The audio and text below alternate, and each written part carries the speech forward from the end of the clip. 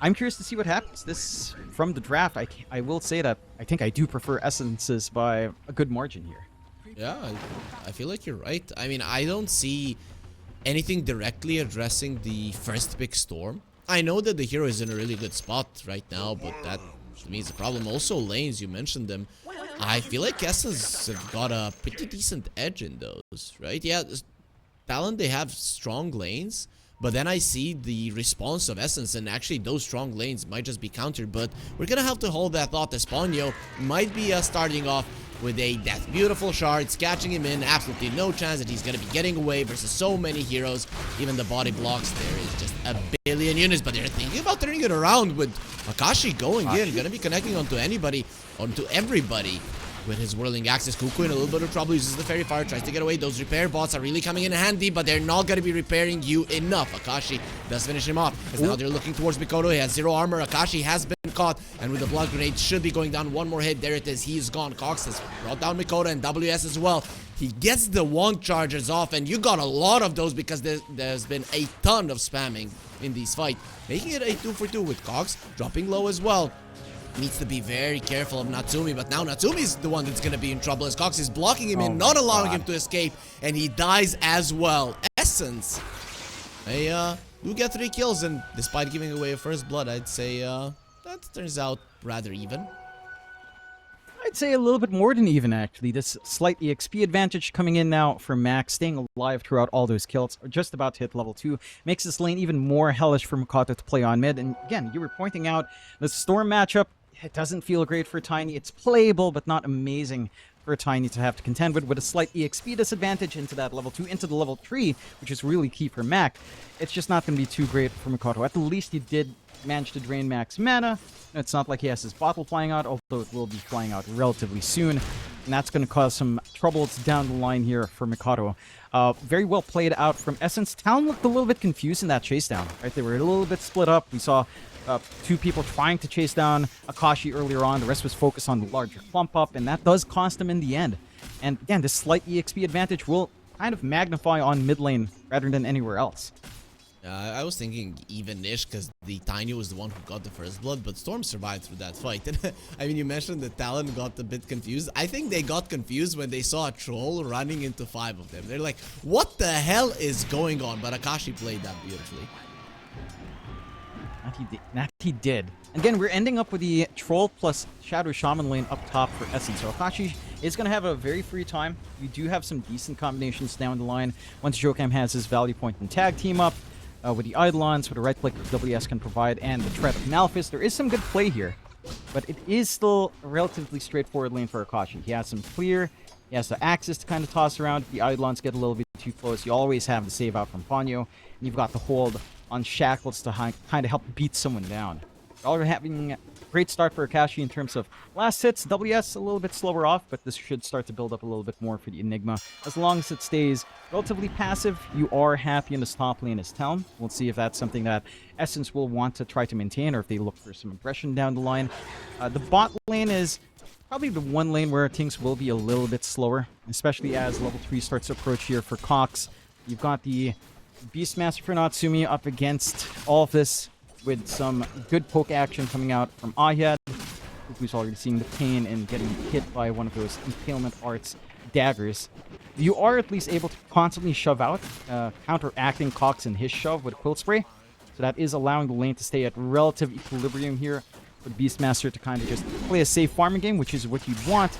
But again, this lane does get more annoying as the levels go up. Like, as soon as you get more damage out with the Arts, or you get Tame the Beast up, you get the Escape Dash going, you get more levels in the Quilt Spray, it does become pretty hard to maintain your presence here for Natsumi if he's not too careful. That's, you know, usually when you have a Tinker and this many wand charges on both the Tinker and the Beastmaster, you'd be fine. But these 2 heroes, they are really pressuring him. Akashi is going to be in trouble. He doesn't have the Whirling Axis melee form. Now he's going to have it, and it doesn't save his life.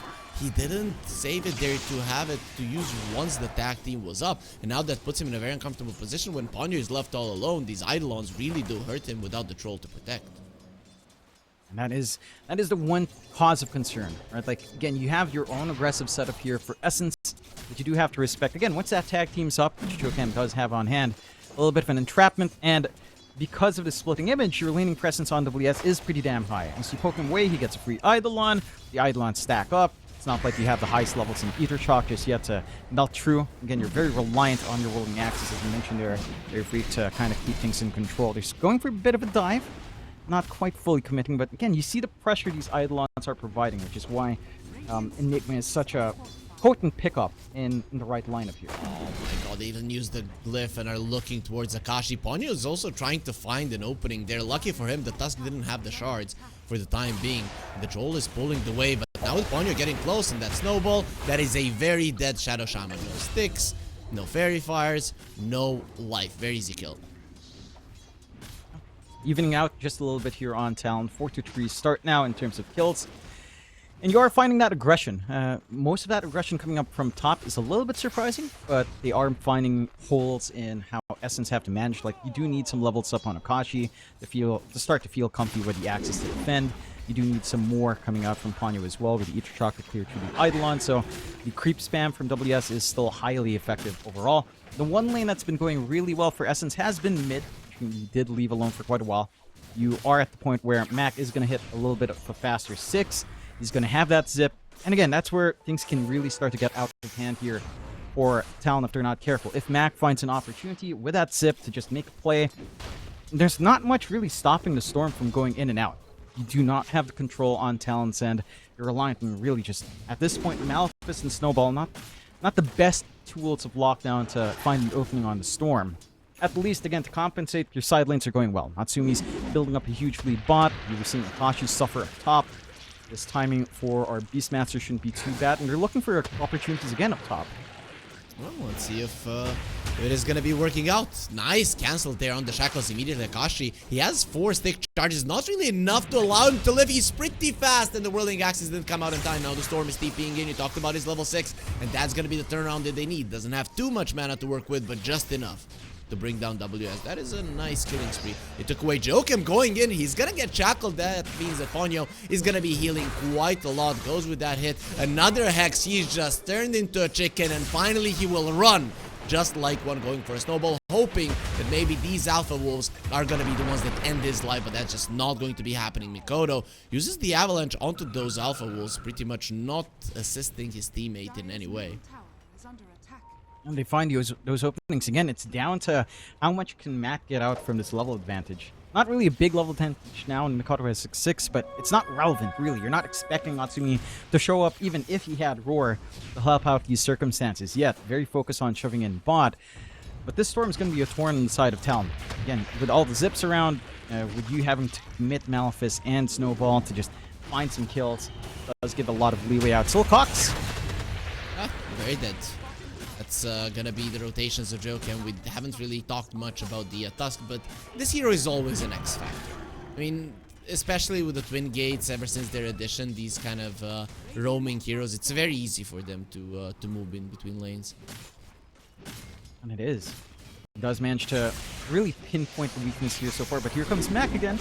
Yeah, he's gonna be trying to go in. Natsumi doesn't have his level 6 just yet. You talked about having problems with lockdown, and now that's definitely the case, but they do have sustain. That is one thing that they have going for them. Oh. However, Mac dropping low, he's gonna be zipping away. Joachim is still staying surrounded by 4 heroes. They will be getting at least the shrine, not allowing any kind of steals to happen. So that was a nice defense coming out from Essence. It is. It does cost them pretty much everyone except Kashi to show up. They will get the deny off in tier 1 at the very least. And they are, again, having the right understanding of what they need to do. They need to play with Mac. I like the Soul Ring build that he went for himself. Just wants that extra mana to keep these zips going. Get that farm going for himself. Nothing major just yet. Power treads are up, but that's all he needs. If he shows up to a fight with that lack of control from Talon, it's a very easy time to clean up. Now, they've got a little bit of room to try to poke onto Mikoto. No 4 TP in, so... But these two supports took away half of his HP with pretty much small poke, no big commitment whatsoever. Rune has been denied. I think that Mac is not going to be too happy about that one. Didn't want to risk having to give it away, but that does cost Mac just a little bit. Would have had a pretty good opportunity to try to, again, leverage this advantage Storm has very early on. They have managed to clear out a lot of space up top for WS to just play free farm now. He's got the drums up. can pressure these towers by himself. He's got the black hole ready if an opportunity does present itself. And again, for the Enigma in this game, this is a pretty good black hole game to play. As long as you get something like the BKB, you really don't have anything that pierces through that that debuff immunity for you to kind of control these team fights. So that's also a little bit of an X factor on top of, Jokamp's Tusk that you did mention there, Harry. So far, very even game, 6-7. Again, you're still building up quite a fair bit on Mac, and you are getting recovery out for Akashi, who is just opting for the classic Battle Fury build-up here. Small smoke out with Mac and Ahyad, trying to look for a flank angle here. Jokam would be a nice, easy target. You can find him. They don't want to allow the Enigma to move deeper into the jungle. I can understand this. They don't want that area taken. I know that the Enigma is in the vicinity, but you're going into a black hole. WS pops with the drums. You will use the black hole onto the storm, and with the Wheel of Wonder, they will make sure that it does get cancelled out. Mac, he's playing with his life a bit too much, but these islands shouldn't be enough to finish him off. No, not quite. Jokam, again, does manage to break the smoke, but there's no vision to really spot out. Again, good flank out from the side of Essence. And there's just building up on the storm. 10 galvanized stacks out, a lot of mana regen on hand, the Kaya about to come through. You are getting space out for Talon once again. Mid is being shoved in just a tad bit. You've got free space coming in for Natsumi, who is working into that Ag's timing for a +1 Beastmaster, which is when things can start to get a little bit silly.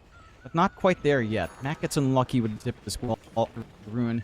Potter will manage to snag that away. That is something that is lacking quite a fair bit for Essence. Rune control has not felt great. At least you have the shovel for Mac to keep his bottle topped up. A little bit of aggression from Cox here into Natsumi.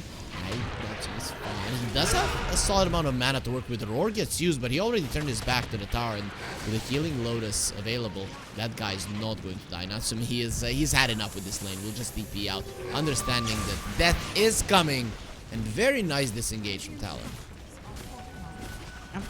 And just knowing that there must be a reason for Cox to play so far forward. He is fairly durable now on that Bristleback. Level 2 Bristleback along with the Vanguard up. Joke TPing right in front's a little bit crazy though. To defend this, Mikoto have a toss onto the two of them with a snowball forward. Ponyo will be dropping low, of course. He's gonna be saved there, but only for a second. And Mac doesn't really have that much mana to work with. They did save the tower from what it seems. Serpent Wards not gonna be killing it, but Mikoto will get the deny. So very nicely done by Talon. Something in Essence most definitely weren't expecting. A really great flank angle coming out from Talon, managing to get that forward movement from the top part of their jungle. No vision being set up from Essence from that move in. So not expecting that kind of flank. And Jokam just again going crazy a little bit, just opting to TP right in front of everyone, sending a message as that initiation came into play. 8-8, still even, but the network is starting to lean towards Talon's way just a tad bit. WS and Natsumi are starting to ramp up. There is a lot of room for recovery on Akashi, especially as that Battle Fury comes up. But you do have to take some caution. At the very least, you haven't lost Mac yet. And he is still going for more. Well, you want Tiny, nowhere to escape, Will of Wonder. Perfect positioning, basically, from Ayad. And, man, these Ringmasters have gotten too good too fast. It's kind of scary. That it is. And that's, again, also why I hate playing into this in pubs. Like, I just hate his damage values. I honestly feel like everything's fine, but Impalement Arts as a poke tool is... It's too much, man. It's like, not he a gets poke. 4 charges of that damn thing. It's not a poke. He lands all 4, you lose half your HP, and he's gonna have more to toss out. It's like, yeah, nah, that's not right. For 80 mana. It's like, so annoying. Smoke out from Essence trying to stay annoying here, as they will try to find WS again. In the same spot up top, no wards to watch that smoke as well. No one to break, but WS does get the message with no one showing mid. It's like he should be able to escape. Oh, right by the tier 1 at the very least. They might want to dive him. He's going to be sending in the Eidolon, so now definitely aware. Even the ward being placed. Essence, they really wanted this Enigma, but in the end they did push him out. Smoke from Talon. They're looking to reclaim that area. Need to be careful about those wards. Patrol is kind of isolated still. Won't get caught, at least not just yet. Not quite. It is wasting quite a fair bit of time. Like this repositioning from Essence on mid is pretty clean. They can look to poke. Issue as you're trying to push into a Tinker with March, so that is also a pain in the butt for him. and try to get some space out. They do walk right in and they'll just drop the wards. Again, trying to force a response out from Talon. They do have the Ags up on Natsumi if you want to join in. They've got a flank here. Shield rune on the Storm, so he doesn't really care. Going for Mikoto. Snowball. Mikoto is going to be next to the Wheel of Wonder, and he gets out just in time. Ponyo gets the shackles off, he's healing up, but he's inside of those repair bots, so in the end he will be going down as Natsumi is going forward. He does have his Aghanim Scepter. One charge is being used. WS threatening with the Black Hole, and Mac, he has lost all of his mana. He doesn't have enough for the zip. He's caught with the shards, and he needs to run right now. The Black Hole will not allow him. That is a dead Storm and an unstoppable streak going to Cuckoo, but still taken by Talon. Oh yeah, and they managed to get that successful defense of the tier 1 down to half HP, but now they've got their own opportunity to push. They've got the blink up on Kato off the back of that, and really great patience out from Talon. Again, finding these flank angles, this time through the triangle, into that collapsing point, right in the tree line for tier 1. And they just force a little bit of an awkward engagement out. You have to respect how tanky Mikado is, just from Grow alone, and the raw stats he has in terms of HP. Tiny is not an easy hero to kind of prioritize first, and to be able to try to isolate him out, or at least ensure that when you do jump to Tiny, there's no room for anyone else to come in to help you get your channel off, to help you try to land every single spell. Because if you don't, you know, as you're twacking away on Tiny, as his innate craggy exterior kicks in, you're doing less and less damage as time goes on, and it just becomes harder to hope for that burst play, especially as the ore starts to get built up. WS does have that full pipe up, again, mitigating a lot of that powerful blow-up potential that you had on Essence with your Storm. As long as WS is around now, it's not going to be as simple in terms of clearing out these targets that were once very, very squishy for Essence kind of feed off of. A 3k lead for Talon coming out now, 11-9. Still very playable for the side of Essence. Still a very good farming game for Akashi. The road to recovery is right there, right behind Natsumi now, in terms of net worth. Considering where he was a while ago, it's a really good spot to be in. Just needs a lot more farm. And for that, Yasha next. They are looking to take the Tormentor next. The Eidolon will scout out at least, and sure that they won't fully commit for the walkthrough. In fact, we'll try for a smoke here. They're here. Mikoto. Smoke breaks. We'll find Ayad. Toss back. That is going to be a dead Ringmaster. Now the question is, can they go for more? Or better yet, do they even want to go for more? Because they've got a Torment. Again, great usage of WS with the Eidolon to scout that out. Setting up this entire movement here for Talon. Free shard out for Jokam is pretty damn nice as well. The deeper shards with just a little bit of damage can help you just control a lot more, choke out these heroes quite good. And side of Essence are starting to lose that momentum. 5k gold swing off of that Tormentor gold coming in now for Talon. Key items being farmed up. Blink next for Natsumi, already up into the BKB next. And for Talon, this is when they're strong. Right? We were talking about the tempo we wanted to see from Essence, and the tempo we want to see from Talon. From Talon, they need to start going by 15, and they've got everything lined up for that. They're setting their eyes on mid just a tad bit. Don't really have Mikado around with Blink yet to jump, though. They don't have the shards, and now you are going over some vision there in the big jungle, so that's going to be a cue for the Shadow Shaman to escape. But I feel like Talon got everything they ever would have wanted. I'm looking at Essence, and remember we talked about it, their lanes can go well, they have solid lanes. I think they didn't go as well as they intended. Oh, certainly not. It's been Talon's show since. Like they went off to a good start. Again, you had that EXP advantage for Mac. He plays really nicely with his TP rotations, but with these wider team fights, hasn't panned out. Maybe with his play on Natsumi, it could end up better. If they can kill him, he's going to be getting the roar off onto the troll, standing his ground. The Wheel of Wonder being used, and the pipe to protect him. Also, the mech and defense matrix. He cannot die. They have the black hole as well. And the side of Essence, they already lost 2. Storm will be the 3rd casualty of this fight. Ponyo, just a very slow hero. They actually ignore him, or didn't see him there because of the fog of war. So Ponyo will be fine, but a small consolation prize for him to escape. The fact that Akashi falls is a big loss for Essence. Again, this is your hero that you're relying on stable scaling. He's trying to join in these fights with just the Yasha Battle Fury. A little bit keen to put himself in the front line like that, not respecting that Talon had his tier 1 to TP into. And now they're going to lose Roshan off the back of that awkward fight. Again, I like the idea. They knew Natsumi was alone, but with a tier 1 to protect, with TPs on hand, it was just very optimistic to look for that burst window. You've got a lot of HP in Natsumi. Again, you've got the aura play ready with a full mech, healing, Holy Lock it up on Cuckoo, the pipe up in W Essence a while ago. And this game just gets a little bit more complicated now for Essence. What could have been a very straightforward game now has to have a lot of questions answered. Like, what kind of angle do you want Mac to take? Who do you find in backline here for the Storm? Who backs up the Storm when he dives in? It's not like any of these heroes are natural follow-throughs, would say a Blink Dagger pickup, at least not very early on. And so your options to burst are going a little bit limited off of this draft. Yes, Mac can come in and try to clean up, but... Oh. That is in trouble. Foul play will come in handy. It's not going to save his life though. Mikoto from afar just uses the avalanche. Natsumi does all the heavy lifting, but Mikoto gets all the credit. As a standard for your mid player in your pubs, that's how they like to go. You know, classic easy game at 60 minutes. This is the kind of guy who typed it. Nah, Mikoto's pretty chill, but you never know. Some games can... Actually, no.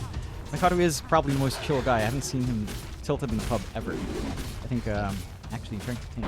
Probably Cuckoo's the loudest. That should be obvious enough, I guess. If he doesn't tilt, that means that he can be trolling from time to time. Easy mid. True. Can happen. He does have that hate, so he's just going to be running away. Water sponge being used. Natsumi jumping in. He's going to get hexed up. Surrounded by serpent wards. And he has an Aegis, so even if you take him down, which does look impossible with the bear boss there, Mac going in, going towards Jokem. Everybody's so tanky. Escape. Act onto Ponyo. Still alive. And he gets rid of the Aegis. There will be a snowball. And with the pipe being used, you don't take any damage. Actually, Akashi is going to be finding the Enigma. And now they're going to be turning it around in Essence. They find an opening. Cuckoo tried to get himself away. Tamed the beast. Not going to be allowed. The triple kill for Akashi and Talon are gone. What an opening, and what kind of a brutal teamfight play was that from Essence? They managed to break it apart. They know there's no threat of Black Hole coming in there from WS, so he doesn't have that hole to really lock in Mac, which is, again, the big key thing in keeping that Storm down. You've got Cox just playing with full confidence up front. He's got his own pipe up. He's very hard to kill. He's popping all of these snot rockets out, softening these targets up for the Warriors to kind of deal with him, and for Akashi to start cleaning up. So you do have to be very cautious about how you take these team fights on Talon. And it's like what you were saying there a little bit here, freaking out. Sometimes, because Mikoto's pretty chill, he can troll a little bit this time around. That little troll poke onto the bristleback, it ends up trolling Talon. It kind of backfires. And that's a massive gold swing back the way of Essence. You look at that graph, a massive crash down to just a 2k advantage for Talon, and a very equal game now for Essence to play off of. Like, they're hitting their spikes, Ags coming for Akashi next. You've got the full Lotus Orb for Cox to protect. Now the Roar could be a double-edged sword. We're not seeing it kind of wield here. And again, things can go a little bit wonky for Talon if they're not careful. Their scaling isn't straightforward. They kind of need to pivot on Mikado to try to get some damage of his own going. He's got the Echo Saber going for the BKB next. Maybe going for more damage down the line could be a good answer to all of these issues. But that's still way down the line. And Essence, they're hitting this point where they can just hit and run as they do go for one more smoke play out again. Witchblade almost done on Mac with this rotation out. And all they need to do is find a straggler coming out. Talon taking a much more defensive stance though, hugging their objectives and their area of the map much tighter. They don't have that much forward vision to kind of try to scout out the smoke, but they are clumping together at the very least to break smoke in the tree line. Essence seems to need those longer fights though, so you need to be careful that your other heroes don't get caught. But if it is the bristleback, it might just be fine. Of course, this time around they have a black hole. Cox is gonna get turned around on, toss the back as well, quite deep in. He did turn his back, so it's not the easiest of kills, but they're still gonna try. Now, Storm into the backlines. They do bring down Cox, so without him, you might just be wanting to escape. Ponyo, no such luck. He's already too deep, and the overtime damage, not enough foul play coming in handy. But from afar, he will be taken out there. That creep still following on him. Avalanche, Akashi, they don't want to allow him to escape. Shards in a solid position. Walrus punch as well. Stroll, he does have an ulti. There's the buyback. They do want to bring Ponyo back into the fight. Mac going in. He's going around, and there's the black hole. Instantly tamed the beast. Ayad, perfectly done. The Storm now has an opening to just go forward with Natsumi. However, he has his BKB troll using the ulti. Not really going to be enough for him to heal up at all. And Mac, lucky for him that haste is still going, because he would have been dead otherwise. Yeah. Still a pretty decent fight, all things considered, here from the side of Essence. It does cost them 4 heroes with a buyback on Ponyo, but that black hole A bit hasty out from WS. Doesn't look for the storm, doesn't look for the backline, just wants to catch Akashi, and they do get that Troll Warlord kill, but it does make this fight maybe a little bit less worthwhile. Mind you, you do keep Natsume alive throughout that. He does have his BKB, was used up for the first charge there into Shiva's next to maintain that presence. Again, Mikado staying alive through these engagements, only lacking the recipe for the BKB. But it does feel like this Enigma of WS does have to watch the storm. It does have to watch the backline. Because if you don't see where Shaman is with a long-range Hex or a Shackle, where Ayad is with that Tame the Beasts, then the Black Hole does fall flat and you're a sitting duck without that piece of control. So, maybe, again, a little bit hasty for Talon, but it does net them the troll kill on Akashi. Overall, very worthwhile, and the graph, again, bounces back up just a little bit more, evening out the game. Net worth lead 4K for Talon, but at 24 minutes in, it's not as impactful. They'll go for a smoke play.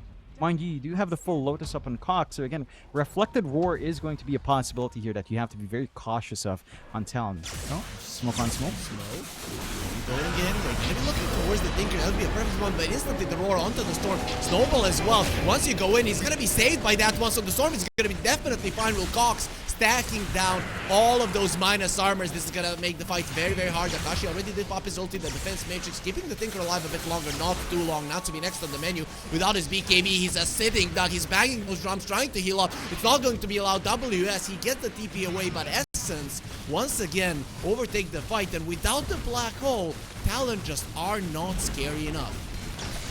They certainly aren't. Again, it's all a consequence of how that last fight went. I'm a little bit surprised Talon opted for that smoke play, not respecting how often Essence can fight in comparison without their own reliance on big team fight spells. And Talon are more constrained to relying just a little bit more on that Black Hole. The Lotus Orb timing as well for Cox. As you've seen, just the reflected spells back are causing delay issues after Talon in terms of getting that first play out. And for Talon's part, it does feel like you probably want someone to get a Silver Edge at this point. You want to have a break source for Cox. Like, this guy staying alive, copying a lot of AoE damage, spamming out the goo, is just making a nightmare of these engagements. And it's not easy for Talon to try to reposition, to try to kite a hero around, to try to kite this troll around when you have like 6 goo stacks on you. So some sort of solution needs to be found, and none of it is presenting itself here anytime soon. Now, Essence, again, in a very good position now in this game, taking that tier 2 mid off the back of that fight, and are going to be able to try to keep stalling out as Yukam will just get a nice TP away with a blink after being scanned out. That does leave the venture open here for Essence this time around. And this time around, Talon. No. No. I mean, they don't have a scouting gun here either. I'm starting to think, you know, about what you said about Cox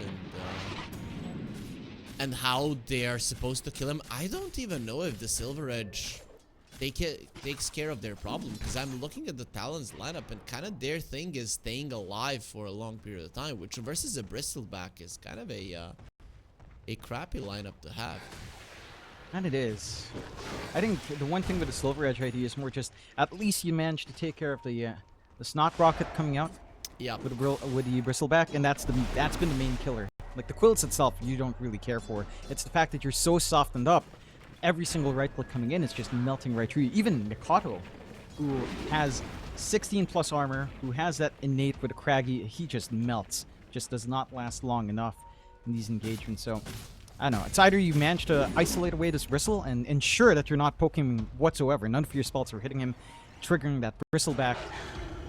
Or you just try to burst him down as fast as possible with a break. In isolation. It has to be either or. Either he's not in a team fight or he's all by himself. Because if you take that fight with him in a wider team fight, you are way too soft. We'll go for the Roshan. The Roar does fly out, signaling this for Essence. They can look to contest. Again, you have some good zip angles here from Mac. Does fall pretty fast, though. So no time to really go for a steal. Standing in the spotlight. That's the only thing. Not really the biggest shard to get in this game, but sure, it is something. How do you feel now about Essence just giving them the Aegis? Because Master quite a good user of it. That he is. I don't think it's the biggest loss in the world for Essence. Again, if you consider their scaling, it's just a lot smoother. You're at the point where Akashi is a beast to contend with full Sanj Yasha and Yags up. They're committing. Avalanche onto the Storm, who has that Shivas to give a little bit of vision. Going high ground a bit too dangerous. Lotus Orb, then they will pull back for now. Yeah, but you're seeing that threat come in from Essence. And you're seeing Talon not even jump that opportunity. With the Storm so far forward, with a good Avalanche out from Mikado, they don't want to have to roar. They don't want to have to try to get this wider fight when they know the rest of Essence are there. This might be a bit of an awkward spot for a fight as well. High ground position out from Essence. Smoke out from Talon. Natsumi. First, defense matrix on Mikado. Wheel of Wonder being used. Still have to be careful of that black hole, but the troll is doing way too much damage. Natsumi needs to get away. He already used his BKB. If he dies, it's going to be a problem. Nice zip away, not to get roared. And they found the Tinker. That is the big killer. He's still somehow still alive, and without the BKB on the Enigma, he's going to be in a lot of trouble. If Fear connects, defense matrix will be expiring. Mikado next on the menu. He does have his BKB, and they do want to pop it. Will be able to do it. Takashi says no, you will not escape. Once the first net connects, is going to be a problem. Roar just in time to protect Mikado. Toss back. They're into tier 4s. The glyph was used. They're doing a lot of damage from those towers, but they do not care. Jokem, he did buy back. They're going to be finding the shackles onto the Beastmaster, and you're next to a Shadow Shaman. Luckily for you, he doesn't have mana, but surrounded by 5 heroes. I don't know if he can escape, and the answer is going to be no. He's going nowhere. Akashi gets a triple, is standing in front of the fountain, buying items from your own shop, just showing dominance, and that is what Essence did in this fight. Showed dominance and destroyed Talon. Oh yeah, they're just mopping them up now on Talon's end. Talon, again, it just feels like they missed that window. We were talking about what they had to achieve with this draft. At 15, 16 minutes, they were kind of close to that. They took out tier 1s. They couldn't really apply pressure onto tier 2s, but they had to keep that tempo up. They didn't really apply consistent pressure onto Akashi. He did manage to find room to recover and just farm up. They are very reliant on the black holes of WS, and now that scaling damage just isn't there. And again, as these fights prolong, not even prolonged, as Cox comes in and stacks up the goo, like, these fights are a nightmare. I was looking at the armor on Mikado. With 6 goo stacks up, he went from plus 21 to minus 11 armor on Tiny. Like, you just melt. You're not going to survive that kind of debuff on. His WS does get poked out a little bit here. Well, he's being kept in place by the Storm. Has the black hole, will be going for it. Lotus Orb has been used. Will of Wonder coming in. It's going to be defending back. He's literally not taking any damage. He's just baiting them into dying. That is a Tusk that just bought back. Instantly Storm is going to be going for more. They want to end this one now, and you're in the spotlight. Dying on the scene. Cuckoo, he's going to try to use the defense matrix onto himself to TP out, but the hexes, the stuns, they are going to be there. Yeah, basic. That is what it looks like. A very straightforward game coming off from Essence. That it is. I will say for Talon, again, this draft, its ideas were just way too tight. It expects you to win at 20 minutes, almost 20, 25 minutes, right? And the moment you lose that tempo on Talon's kind of draft, you just lose the game. There is no recovery. There's no scaling left on hand. Mikado had to scale. He hasn't reached that point. And now the end game for Essence, very nice and quick. Even a respawn from WS, no black hole means no threat. Natsumi's not even bothering to show up. Trying to get that full farm for plate mail, doesn't even have that. Tried to hold out one last time. They do have Roar, they do have some tools, but... BKB troll, he's going for it. You might have the Roar. The question is, will you be using it? They're just gonna call GG. Natsumi has popped his BKB, running into the fountain, using the Roar, barely to survive. And that is it. Essence, they win game 1 coming into the series, John. We thought it might be an easy one for Talon. Doesn't start off in a good way. No, it's certainly not. And I don't think they're drafted them any favors. Still a big factor to have to consider true here. And overall, I think without having to deal with, like a bristleback in comparison to this Underlord, this game is a little bit more manageable for Talon. We'll just have to see if they can execute a little bit cleaner this time around as well. Oh, that has to be done for sure. They do have this lineup that is still kind of a tempo lineup. Doesn't have to be, and maybe it can be an ultra late game lineup, but only down the line. I'm guessing their biggest timing is between 25 and 35 minutes maybe. We'll see if they are able to hit that one. But talk to me a little bit about the Terrorblade. Okay, wait, gonna have to hold that thought. I forgot we are in Southeast Asia and people just wanna kill each other before the lanes. But no, they'll stop. So I had an interview with Crystalis recently, and he said Terrorblade from the Carol tends to fall off after the 35 minutes. Just starts feeling useless if you can't find the right angle to to just get into the fight deep and start right-clicking everybody. How do you feel generally about the position of the Terrorblade in the current meta, and overall which timings are we going to be looking at this hero to feel strong? I'd agree with that assessment from Crystallis. This hero can drop off quite hard in late game. Mind you, I think his matchup against TA is a little bit better, so I don't think it's going to be as tough. TA doesn't scale that hard as well. All things considered, it does have a hard cap in its output as heroes get more armor. You know, your melt strikes don't feel as good. Your physical damage is capped. You don't really have a steroid on hand to kind of boost that output as well for this hero. In comparison to the Terrorblade, we will have more output as long as Metamorphosis is up. So I can see the point. I don't think it's as much of a concern in this game because your physical burst isn't really that high. Your magical burst isn't that high as well on Talon. So this Terrorblade will be relevant. You've got some good auras, again, to kind of mitigate more of that damage with Atrophy Aura on hand. I don't think Akashi is going to be too worried. We'll see. But I do understand those points. I think if you were up against, say, something like a Morphling, I'd say, yeah, you know, your Terrorblade is going to have a lot of a harder cap, but you're dealing with TA, you're dealing with DK, a little bit more tempo. Maybe the DK a little bit less so. He does scale pretty nicely, but from mid, it can be a little bit longer. You're sharing that form with the TA as well. It's not going to be like the DK is going to get that full envelopment of the farm priority across this game. I'm looking at these supports of Essence though, right? I like the Shadow Demon, and it has a last pick as a save, as something to deal with defense matrix, but I can't help but feel these supports don't feel good, so let's together. Pretty much Ayad is in a little bit of trouble. He did have a Fairy Fire and will be surviving the end there. You just don't want to play versus the TA and the Tinker head on. So talk to me, how are these two supports on Essence gonna be working together? I think the key thing is they're going to have to launch off with Cox and with Mac. Like, they can be quite good when you tie it in with, say, Avalanche, or you tie it in with Pit of Malice. By themselves, if they're going as just looking for a lane rotation, it's not going to feel that great. Especially since you don't tend to prioritize Pit of Malice too hard on the Underlord until later down the line, especially up against a physical lane matchup with TA. You're probably going to want a little bit more in your Atrophy if you can afford to go that route here for Cox. So you won't have that straight up double stun coming through.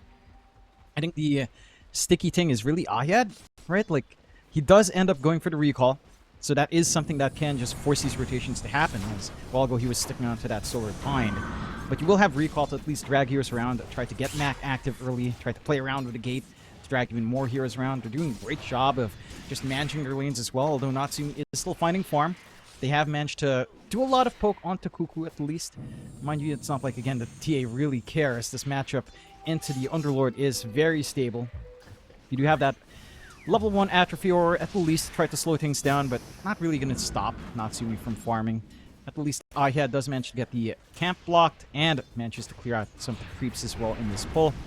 They are, again, impacting this lane. They're making it a little bit more manageable than it otherwise would be up top. The bot lane is maybe where things are a lot slower for Ponyo, right? Like, he went Disruption level 1. He does have Shadow Poison ready to go now for some spam, but you do have the Wands and Sticks up on the side of Talon. And they're going to just be able to sustain through. And as long as Akashi doesn't have Metamorphosis, this can be a little bit slower of a process. And every time you have that up, you do have significant amount of damage to pump out. You can try to play around with some illusions here as well. Akashi doing a great job of just keeping track of Jokam, sending that illusion forward to just constantly keep track, maybe even break off this pull. And he is. So you're not able to control the waves as much.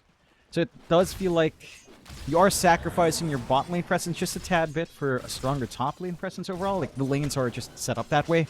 Let's see if they can kind of maximize that in essence. Because, like you were talking about, reeling back to that point about Terrorblade, the faster this hero gets online, the sooner it can kind of join in for tower pushes, the better your game goes for the team with the Terrorblade on hand. Oh, Akashi does have a Metamorphosis right now. Back from his first usage. We'll see if he wants to push the advantage. They've really been putting a number on this Beastmaster. Both of the offlaners kinda struggling, given that the Underlord and the Coddle have been shoving out the wave, which is one way to play the lane, but it does give free farm to the TA. What about the mid lane? I mean, Tiny actually doing quite well. Usually the DK does apply a lot of pressure to this zero armor here, but look at that. Max starts off with a Ring of Protection just to get that soul ring, so that definitely did come in handy. And it does. I do I do like how even the mid lane is. I think DK in an even mid lane matchup is pretty happy overall, right? Like, this hero doesn't really lose lane. Even if your Tiny's not losing either, you are cutting off this potential for a faster blink, for the faster timings into everything else. The Soul Ring means you're not getting bottle refills anytime soon. Mind you, not that Mikado is going to try to contest rune anyhow. At least, though, the walk runes are still fairly open, or were fairly open a while ago. Like, it's not really the priority. Still, it does cut into maybe some of that presence, right? Like, a stalled out blink for Mac can cause some issues. That's where you try to compensate with the gate, with a recall, if you find some opportunities as level 6 starts to approach here. Although, again, those aren't going to be up for your side lanes anytime soon. So he's going to have to try to finagle away into finding an angle himself. A relatively quiet game this time around as well here, you freak. 0-0, less than 1k lead for Talon, but it's been a lot of poking and prodding, but not a lot of commitment to look for openings. And mind you, you don't really have as much explosiveness for either side to kind of look for those commitments anyhow. Yeah, if you look at it, I would be very surprised if a kill does happen. It kind of has to be a lot of Shadow Poison stacked up, or maybe here on the bottom lane, Essence going way too deep and then being ran down by the boars. It's actually very, very hard for anybody to die. And I don't know if we're going to be getting to see any kills before those rotations to the mid lane, or from the mid lane rather. But talk to me about the Beastmaster, right? Is this a Aghanim Scepter game, or are we maybe gonna see a helm come out? I would probably prefer an Ags overall. Just ramp up in that magical damage you can output overall. I think you've got a lot of heroes that'll kind of succumb to that. The Terrorblade in particular, of course, stands out, being very weak to magical damage himself. So that is one way to kind of just keep Kakashi down. Try to force him into a faster BKB than he'd like. Try to force the auras to flow through from Cox quicker as well. And just kind of get control from there. They are getting a little bit of a chase down in WS, but not quite enough to commit just yet.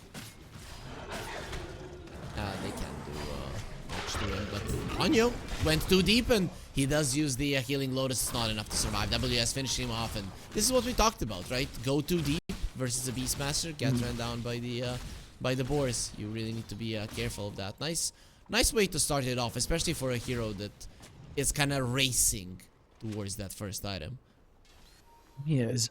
You do have a lot more sustain with the Arcane Boots up now, so even without your support around, you're just going to be able to apply to harass. I like the balanced build-up as well in WS. 2-2-0, no points in that inner beast. Just looking for as much laning presence as possible from the boars and the axe spam, and it is certainly paying off. You are starting to see... Oh, Mikado. Stalls back. They even bring Cox here, and this is a big kill if they can get it with a blood grenade. They need another spell usage, and there it is. Avalanche, even with the defense matrix, there was no chance it was going to survive that. And this is the power of the Coddle plus Tiny. You have that chakra magic, so spells just not gonna have that high of a cooldown. Certainly is the key combination here for the side of Essence. And for Talon, I mean, killing off the DK is pretty damn big. Again, you're opening up these lanes to just be really free. Natsumi has free reign up top. You've got the scaling coming in for WS. It is going to be an Ags rush by the looks of it. He is queuing that up. They are still maintaining that presence on mid. Keeping watch, trying to grab these runes off. They've got nice deep wards here as well. So they are setting up for this aggression on Essence quite nicely. Inside of Talon, we'll have to kind of respect that, because this invasion force, again, is pretty damn strong on the side of Essence. They've got that early burst with Mac. He is slowly going into the point where he'll have phase boots into the blink. And they're already looking to line up maybe for a movement out onto Natsumi. Again, no wards to really watch that top quite cleanly here. And the traps are at least keeping track. It's very hard to go versus those traps. Ayad is going to be going to the mid lane just to protect it from Mikoto. You kind of have to do this, but unfortunately for them, Mikoto did find a haste rune, which will allow him to escape. If he hadn't, then you might not even get those couple of hits into the tower. It would have been too dangerous. I think it would have. That's where the tempo really very slow overall from both teams. So what are we actually waiting for to ramp up the tempo? You're gonna want an intermediary item for Akashi. The Yasha might lead you to joining in for your own mid siege here from the side of Essence. You want some of the early aura to be up on Cox. I'm a little bit surprised he opts for the Vanguard first.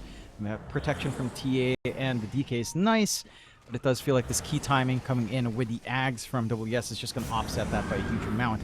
They do manage to scout out the stacks at the very least, and they are clearing out those triangle stacks, and it will sap away from the farm that WS would have liked to find for himself. So they're keeping this economy game in check. Not a massive lead for either side. Very even across the board. Looking for a gate move now. Mikoto is out, so Fox just comes in, says hello, goes back to continue his farming game, which hasn't been going the greatest. I guess the trade-off is that Ayad is getting a lot himself and allowing this Tiny to farm really fast. The DK still okay. Now he has queued up the blink daggers, so Mikoto is going to be rushing the tower. Does use the avalanche, but there those impalement darts. They're gonna be looking towards Jokem. The illuminate barely clips him, and now they want to go forward. They'll be putting down the Pit of Malice in a really good position. So WS, he cannot join. Now this Dragon Knight is in an uncomfortable position, of course, being protected by the Tinker. But Mac, with his low mana, he needs to be careful. Roar comes out, and that is gonna be a very dead Ponyo. And looking towards Mac, he's gonna get his mana back. Nice TP out from the Underlord, gets himself away just in time, and just to continue farming on the top lane. And Essence, they make it a, or Talon rather, they make it a 1-for-1. Yeah, it evens out in the end. You do manage to apply some good pressure. You are seeing some of the damage issues if Natsumi doesn't join in. Like this Corrosive Dragon is great to tie in with the TA, but by itself in a vacuum, the damage isn't really there. And you don't have the Ags yet on WS. Mind you, even with the large camp being cleared out, the Ancients have been left alone for WS. So overall, it's still a bit of a boon for Talon as they get the lion's share of the stacks gold coming in, accelerate that Ags timing for WS into a faster point. That did buy a lot of space out for Akashi to free farm. Again, intermediary item is flying in. Yasha's up for our Terrorblade. So again, there is some potential to try to join in with Metamorphosis just for a quick power take. Beyond that, you're likely not looking at anything deeper here for Akashi, especially without the value point committed yet to Sunder, although he does have the points ready to go. So you have that safety net to play with, and yeah, just gonna quickly run mid, get Reflection, maybe look for this pick-off. Yeah, they want Cuckoo. He has the defense matrix to use, and well, it's not really gonna be changing anything. Cox every single time that he has the Fiend's Gate, he uses it, comes over, assists his team, goes back to the farm. So how do you reckon the Underlord is gonna be building in this game? Because this is the one that I think has the most leeway in terms of how he's gonna be approaching it with his items. I'd like to see Pipe along with just Guardian Greaves. I think rushing the Crimson Guard is also fine over the Greaves if you want to go that route. And it does look like he is committing for Face Boot, so probably the Pipe right after into Crimson Guard, and you're pretty happy. It's a lot of damage reduction coming in. It cuts off this timing for WS into the Ags, who is just about 750 gold away. So you will still have a window where Pipe's nowhere near being done, and you'll have the Drums of Slong banging away, but that window is not going to be as wide as you maybe want it to be, depending on how well Cox kind of manages his farm. Essence starting to take control of this game, and they've almost got the blink up in Mac. Going for the smoke up top. The side of Talon are trying to defend, dragging Cuckoo down to help Natsumi out. And they do at least have the traps to give some vision into the tree line, but in an isolated vacuum hole. If he doesn't get the disruption off, it's gonna be huge. But also on the other side, Mac shows his blink dagger. He does have the arcane rune. Still needs a little bit of help. He's isolated, goes towards Cox. Nice bit of Malice. Mikoto going around, and from every side they are coming. WS has the roar that will allow Akashi to move himself away. Cox, however, is not gonna be as lucky. And, well, running into a Tinker March of the Machines seems to not be working for Essence this time. Quite. Again, you don't have the aura play ready. They take that fight a little bit fragmented. Talon were ready on the uptake. Managed to get the angle in for Natsumi. And again, this connection between Corrosive Dragon and the TA can soften targets up real nice and fast. You've got the Desolator all done as well on Natsumi. So he is going to have even more output if they do manage to get that connection with Mikoto. And again, it's lining into these key timings. Ags for WS already flying in. After a little bit of a slower game, you're reaching that breaking point for Talent to start to play this game on their terms. For the side of Essence, I feel like the best opportunities for them comes down to, again, utilizing Gate aggressively and playing off of this recall as well. Like, you try to farm around the map, you group up with maybe your support +1, or your two supports going around the map looking for something. You get the recall and the gate usage off, and you kind of play like that. I don't think a straightforward executes what you want. You want to catch Talon by surprise as much as possible. Take these weird off angles and ganks just because you have this theoretical global presence going, and you just kind of break them apart one by one on Talon. That's your ideal at this moment to widen this, or to try to get an advantage out on the side of Essence. And see how well they can try to work into that point. Do have Cox going into the Atos from the disassembly on that Vanguard.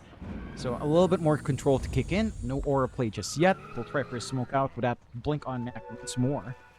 And the lines are being drawn onto that bot jungle. But Talon's also smoked up. And again, this is the Ags reveal for WS. This could be a little bit dangerous if you're not careful in Essence. Well, they will have 5 of their heroes, and the TA connecting is going to be a little bit tougher for them. So maybe that will be giving the advantage to Essence. As this Underlord comes over, they're gonna try to go to WS, tossing him back. They need to kill this guy. He's gonna get the roar off. Wheel of Wonder being used, not enough to save his life. It will be connecting onto Mac, and now they're looking towards Mikoto. Has the shield rune, defense matrix is very tanky, and also Natsumi will be joining in. Terrorblade going in, Akashi, he needs a Sunder target, he gets denied.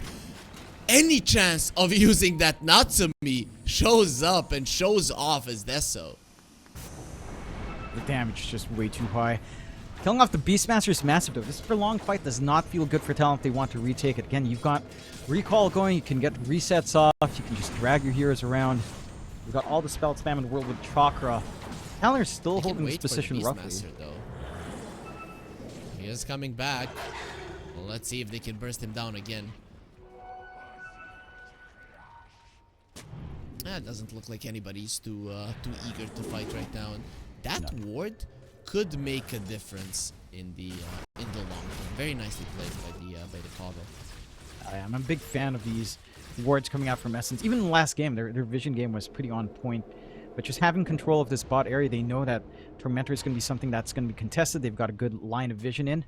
Mikado does manage to sneak through the gate though. There's no vision in this spot either. And the Watcher is there to at least give some info out.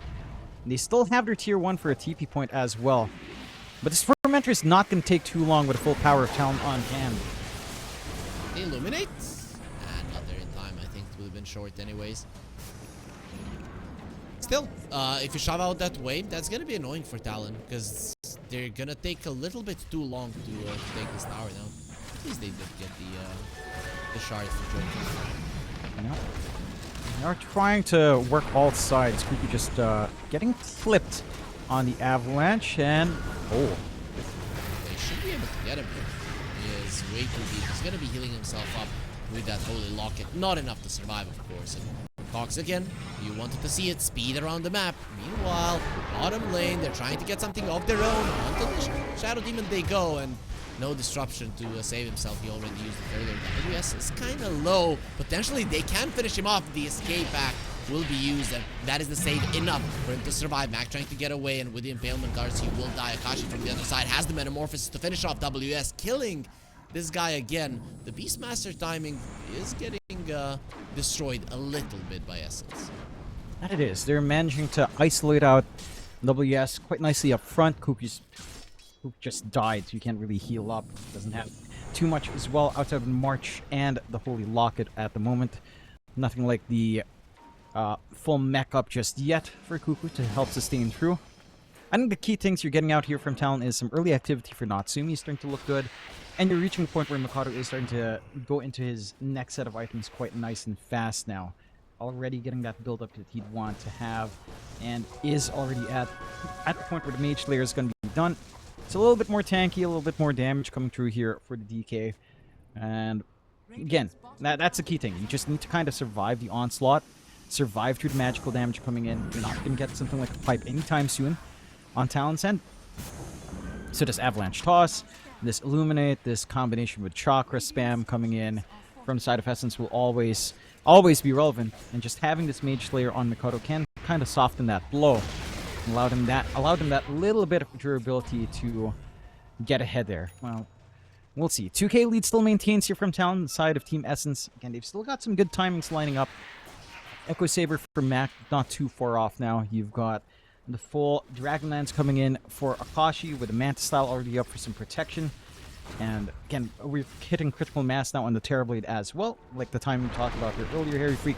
Around 30 minutes it does peak out, but maybe around 20 minutes here, 25, you do feel really good. At this point, you are feeling really good on Akashi with his output as well. They just need to try to find ways to leverage. And again, for the side of Essence, they've done it a couple of times, but these gate plays, these recall plays, that's where they really shine. I think they've just got to constantly hit and run with it whenever it's up. Talon, they want to change it this time around. They want to be the ones who are starting off the fight, and then those recalls and Fiend's Gates aren't going to be as useful. A little bit harder to make this move work, considering that the mid lane tower of Essence is still up. Are going to try. Jokem, be careful, that smoke breaks, they can burst it down with 90 fairly fast. Blink back to W is going to be revealing that one. Jokem, Ruler Wonder being used, and you cannot wait. Disruption, alive a bit longer, it's a little bit of Malice. Mac throws around, the damage is insane. Escape back, not going to be doing anything for you as they are running forward. The Avalanche, right, trying to find another one. There's the shard from Natsumi just now revealed, but we get a reflection with the slows with a bit of Malice, perfectly placed, and now you burn. Jokem will die first. They do connect with the Atos. The defense matrix a bit too late. Cuckoo is running forward, and Mac, he finds an opening once again with the toss in. That's gonna be easy one for Akashi to finish off another one, and I feel like we are looking at the repeat of the previous game here in the mid lane. Almost so. They're trying to jump onto this tanky Tiny this time. They don't have the burst damage to back it up. You don't have any protective items either from Talon to help sustain a prolonged fight like that. And it just kind of falls apart. I think this aggressive play from WS without the connection of his teammates, of his other cores fast enough, it's costing them. They need to just calm down a little bit on Talon. Try to get their cores together. At least one additional core on top with WS. Natsumi or Mikado, either one would be enough. You do have an opportunity to try to respond here.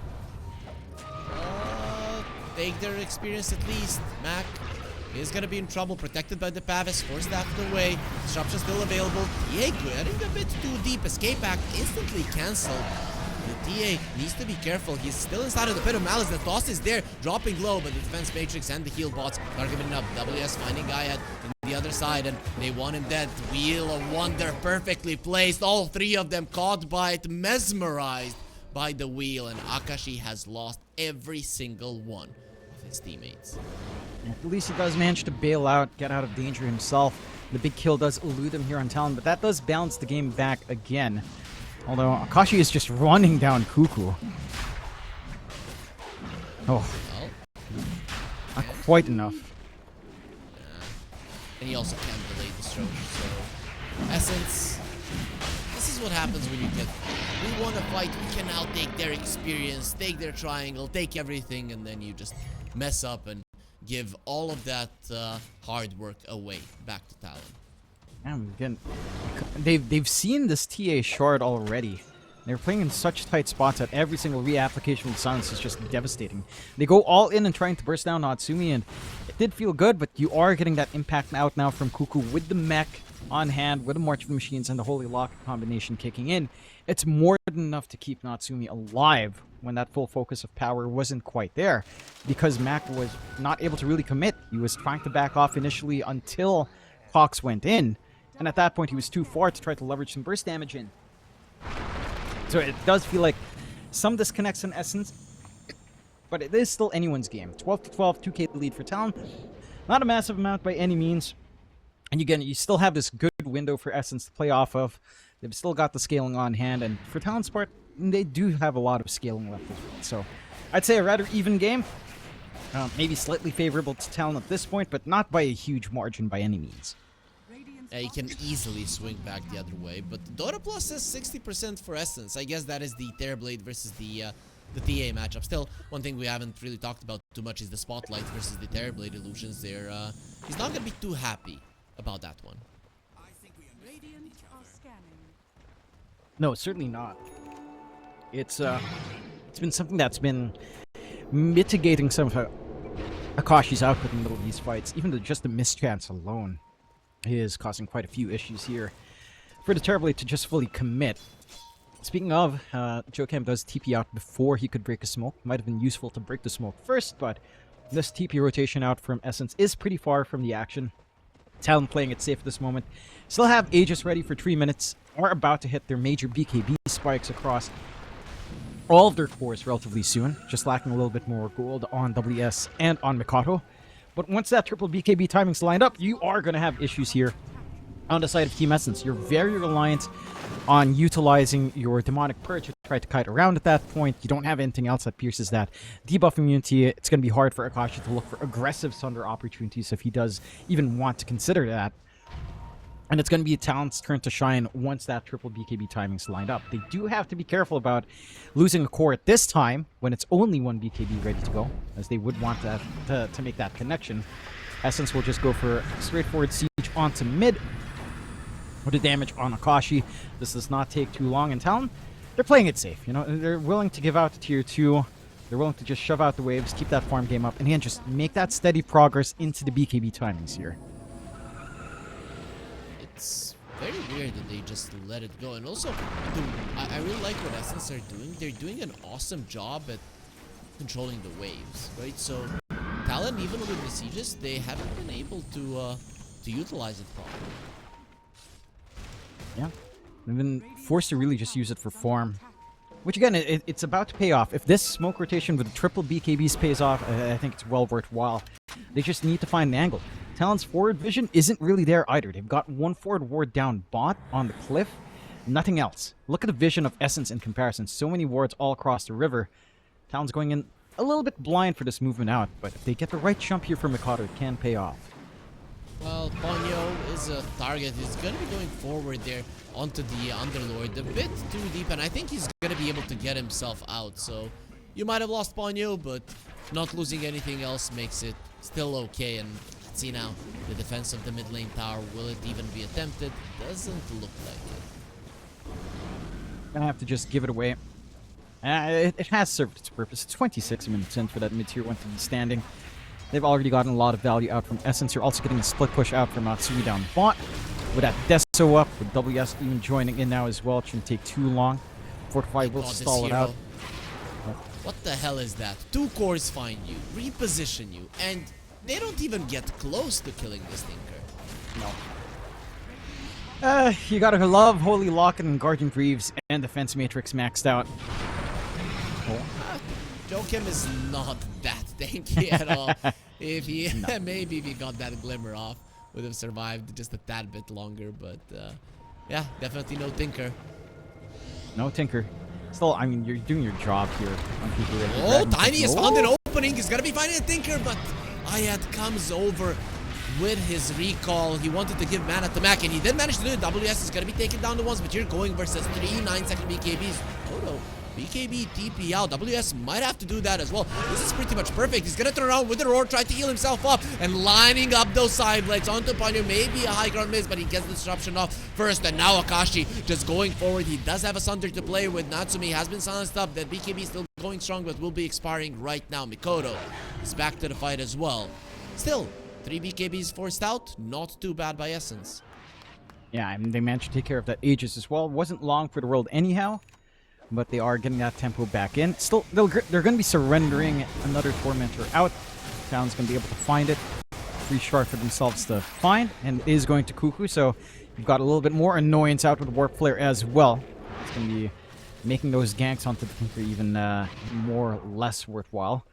Let's see if they can kind of angle that out. You are seeing some of the power coming in from Essence again. The aura is starting to kick in. The Crimson Guard from Cox is keeping them very well protected when these engagements come out, along with the max level Atrophy aura. The physical burst isn't as clean for Talon to try to pump out at this point. Gonna need more. Mikado with the AC eventually is gonna start to provide just that little bit more extra minus armor. Catching out Joachim just a bit. Gets force-staffed out. Defense Matrix gonna protect him long enough. So easy for him to get himself out of harm's way. How are things looking right now for Essence? Because the gold lead of Talon seems to be increasing, but Essence seems to be the one applying pressure. Where do you think the next couple of minutes is going to be taking this game? I think it's again all down to how you start these fights. If Essence are allowed to just play with gate recall every single time, just get the numbers game on top of Talon before they can find a position to take that fight, it's always going to look better for Essence. And look at his positioning up top now. They're looking to play aggressive. There is at least this tier 2 TP point for everyone on Talon to respond to. But I think when they take these fights away from points of control for Essence, that's where things really get wonky for Talon. Like that bot fights away from too many TP spots for them to try to regroup faster, to try to take that position. They're keeping an eye on Kato now as well, just farming up by himself. Oh, not see if they can do anything about it. He has been very close to Essence for a long period of time. There's no Tiny really to get him out of position. Oh, blink in. Instantly he's gonna get silenced up, so that roar doesn't come out, and that is an 8-second BKB. Essence are doing an awesome job going through these charges. And that they are. At the least you still have the roar, but without that BKB to protect from WS, things are starting to go southbound. And again, Essence are forcing these engagements closer to where they've got their vision set up. They've still got the ward standing on the cliff. They got ward even in the triangle keeping watch as well. They've got ward in the top jungle. This is where they have control. This is where they can start to isolate out Talon one by one as Cuckoo. Yeah, Mac will be finding him. The second that Mac is a part of these fights, it's so easy to go for kills. But then Orchid is not going to be getting any of those annoying spells off, and the tier 2 will fall. That's going to be the second one that Essence do take down. Only one outer tower for Talon left, whilst Essence, they've got 3, and they might even try to poke here without the Tinker. The defense is not as easy. Yeah. You don't have that easy clear. So, oh, the toss back. Oh, he managed to get the boar out just before the toss during the avalanche. Big. They're still gonna connect on him. Blinding light doesn't pull him back enough, so with the escape back, he's gonna be in a decent position. But this tier 3 isn't a problem, and also Jokam forced staff to the high ground. Number Cape as well being healed up. He's alive. Can't say the same about this tier 3.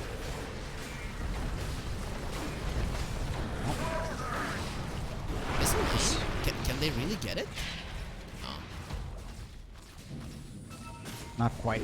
Talon, again, they've been holding back. They've got the BKB up. A little bit of a fake back out from the side of Essence. They do smoke out, and Talon is trying to smoke in. Again, this is where you've got vision on Essence. This could go terribly for Talon. Metamorphosis. Got the pike as well. Talon, of course, they have all their BKBs. The 7 seconds on WS, however. So it's not the longest one, and Talon know if they go there and there's vision on the enemies that they're gonna get destroyed, so better not do it. However, this does give an opening for Essence to go for the high ground and finish off that lane Arax. I mean, the melee Arax is still under half HP. Yeah. Nothing much really stopping them. Roche still some time away as well, so you're not gonna be able to kind of try to clear anything out. At the very least, Cuckoo is here with a March spam. So this is a little bit more of an annoying process than it otherwise would be. But they are trying to force a response out. And again, they can just fully commit. Akashi does drop the meta. Take out the melee. Take out the ranged next. No response from Talon. Well, they just have to surrender it. Camp the Roche. Hope for the best. They got and it. It comes out a little bit early. The thing is, now you do not have a Metamorphosis. But while you're killing this Roche, Akashi, he wants to continue the push. If they can get the glyph out of this, losing the Roche might not be the worst thing. And there it is. They did manage to do it.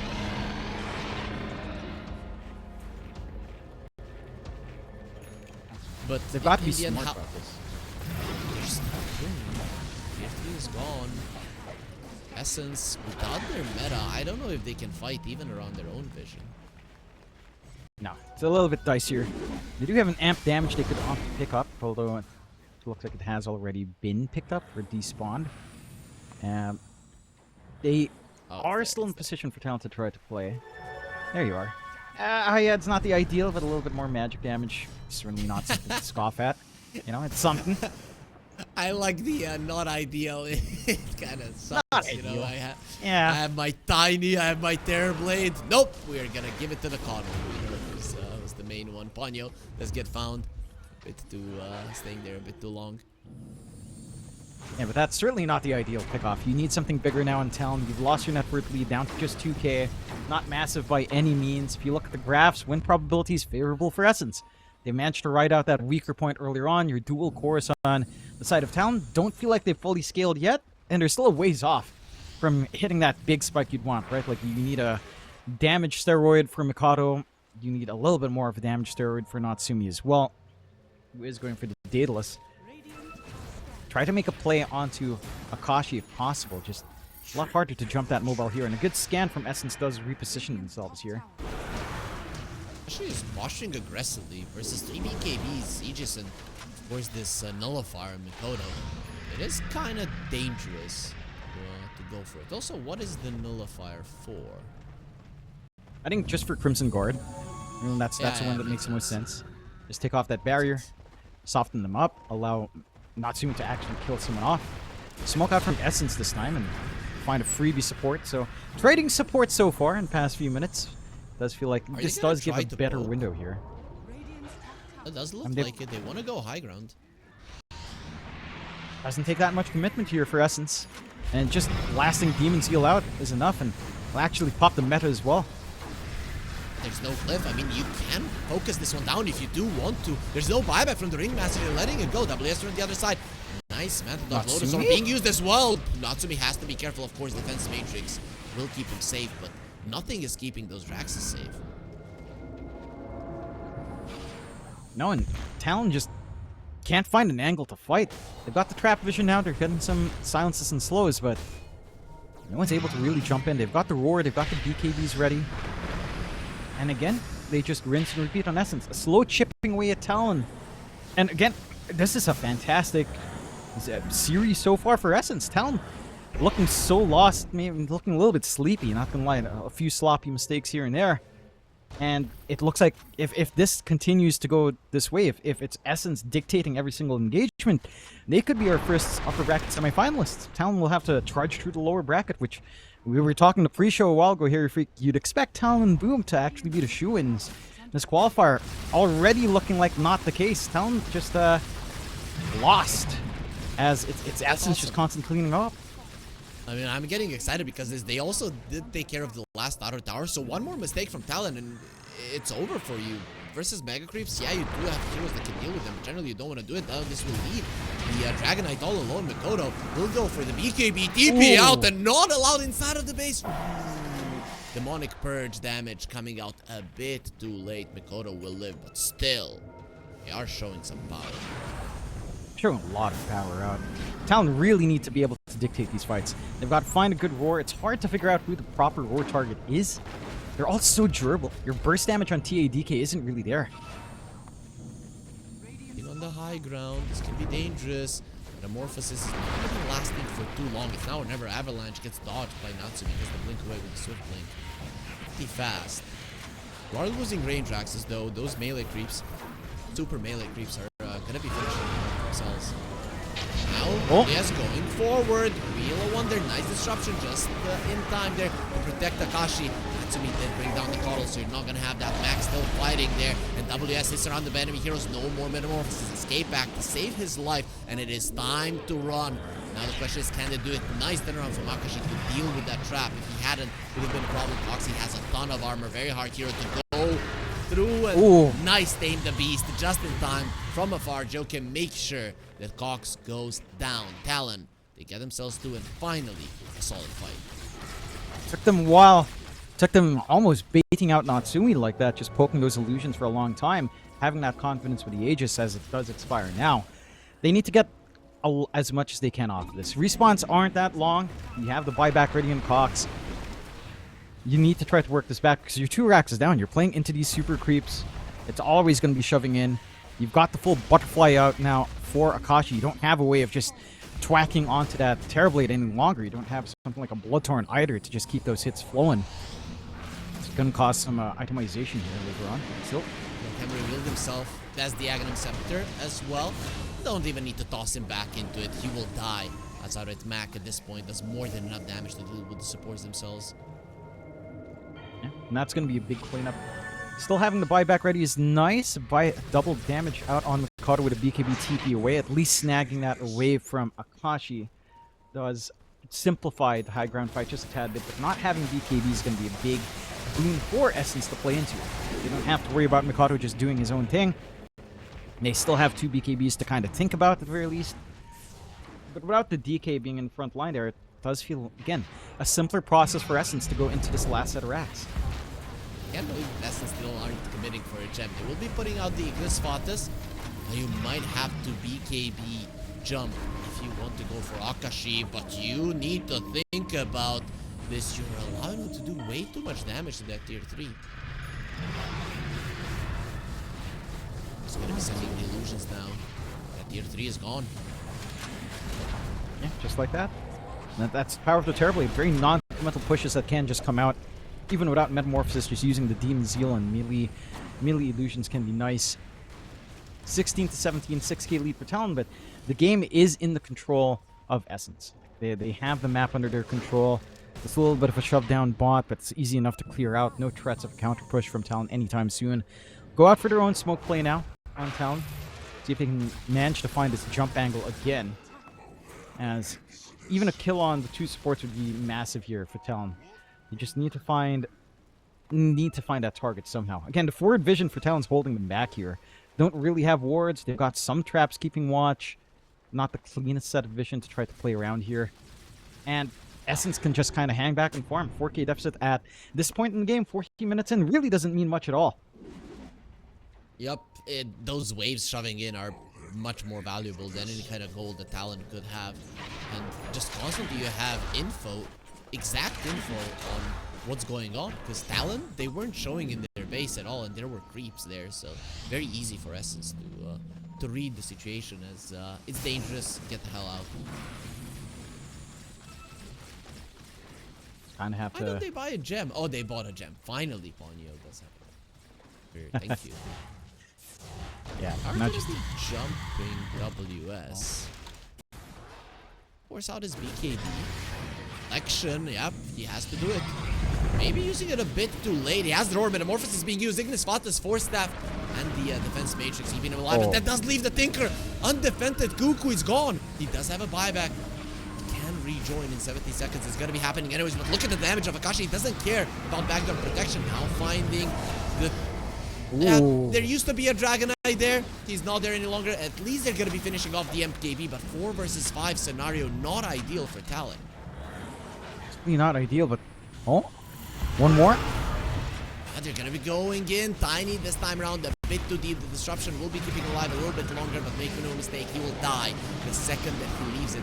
Ponyo, a bit of trouble, has the glimmer to get himself away, and the Ignis Fatas will be keeping Talon at bay. Their chase is a bit harder because of it. Right. This time around, bit of a mistake out from Essence. They got some good cuts going on there for Talon, although Tsumi is a little bit far forward. But they did manage to cut the creep wave and prevent that high ground.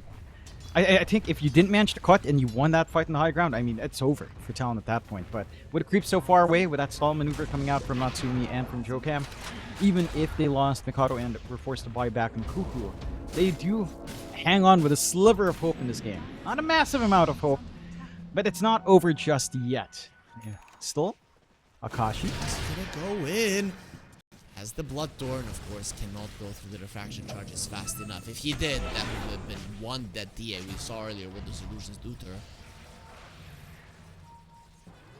There's way too much damage coming in. And again, like we're going back to this point about the Terrorblade, you can see it in this game. The core-to-core matchup for TB into DK and TA, it's not a be-all and all, right? Like it's certainly not a hero that is being outscaled by any means here for Akashi.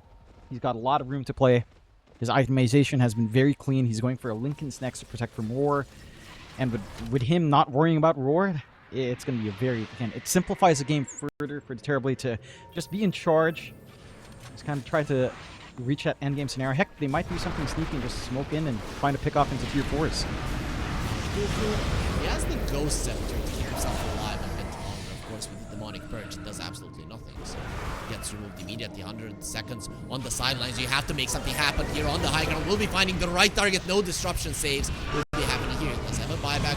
Hard way to rejoin as to find another one out there. Blade next on the menu. He does have a Sunder. We'll be trying to force his staff away, but that's not going to be happening with the BKBs. He needs a Sunder target. He needs it down with the Glimmer. Where's the vision? They do have it. The dust coming out just in time. This is the opening that they were looking for. Now they will go forward. Ponyo, he did buy back Nullified as well, and they want him dead again. You want to live, you want to pay for your life, you're gonna have to do better than that. As Mikoto gets himself a double, and Talon, they're not gonna be pushed out of this game just yet. That's a massive win for Talon. Roshan's up as well, so they can opt to just take that objective, try to go into the high ground, force something out. No buyback on Ponyo and on Akachi's massive. Not having to worry about that Terrorblade for a full minute is the kind of opening Talon needs. Maybe not enough to try to fully reel them back into this game. Certainly enough for them to try to at least rebalance these lanes, get some forward vision going for themselves, get this Aegis up and running. They've got the cheese on hand. They've got the refresh for WS, double BKB, double roar now in play. And they do litter Roche Pit just a little bit. A Windlace being left behind. As, you know, Southeast Asians are infamous for littering on rivers. WS is no different. Does get picked up in the end at the very least. Cleaning up after himself. 19-23, 12k lead for Talon. A very topsy-turvy game. Still in favor of Essence. Like, despite that loss, again, it equalizes just a little bit more for Talon. But they are 2 Raxes behind. They're 1 tier 4 down. They have no outer tower left. No towers. And only the tier 4 left. Rax are exposed down bot. They don't really have an opportunity to siege onto the high ground. So how do you find this opportunity with the Aegis? Because, again, when you look at what Essence has, they have this gate play. They have this access point through top. The moment you leave top alone, sneaky gate play onto a tier 4 could cause a commitment into the end game. Just like that for Talon to have to deal with. You don't have anything like a Ags up for Natsumi yet. Not something he's considering anytime soon. Feels like the only way to counteract that kind of cheeky play is your own mobility here for Natsumi. But again, it's too tough to kind of call for an early. I say early, we're 45 minutes in, but something like the Ags at this point is just not feasible yet. Smoke out from Talon, trying to scout around, look for stragglers, but the side of Essence are also starting to stick together as a team. And for Talon, this boils down to target priority. Like, finding Ponyo feels like the best target you can find. Take away that disruption, take away the saves, that opportunity for them to make these snap decisions and turn around the fight. And that's what has to happen. Still room for Natsumi to siege onto a tier 2. They've evened out as well. No outer towers at the very least. Just the nut that is the high ground to break open. Talon have to be cautious though. I mean, look at this commitment out from Essence. 5-man pushing bot to try to force out the mega creeps slowly but surely here. But you have to defend this. I mean, you do have a tiny toss back, and they are sending the illusions, so Talon will be being back. It's going to be a lot taken away from their Aegis. Joachim's staying a bit too long here, but it seems that he will be getting out just in time to survive. Also, we haven't discussed this, the refresher shard on the Beastmaster, and also Hex, so you might be okay starting off the fight. Maybe not even with the perfect initiation, because you do have that massive amount of lockdown coming out from the Beast. That you do. I'm going to see things feels like being able to find a backline, being able to find Ponyo, maybe even Ayad, would be the boon that Talon needs to kind of reel this game back. 19-23 still standing, 13k advantage for Talon with 2 minutes on the Aegis left. Not too much time, not too little time either. More defenses coming out for Akashi with a full BKB done. On top of that, Lincoln's already up. It's a lot harder to pin down if you don't manage to actually pop the Lincolns and then go straight for your roar here for WS. A little bit tougher to try to look for that lockdown. But they are starting to play far outside their high ground on the side of town. Just have to see an angle out. Doing well dealing with the waves. They've had a problem with that for the majority of the game. Now with the Tinker being this farm, this high level, it is really not a problem for them to do it any longer. Tiny is, however, shoving out the bottom lane, so that is one that you're gonna have to deal with again. And you will.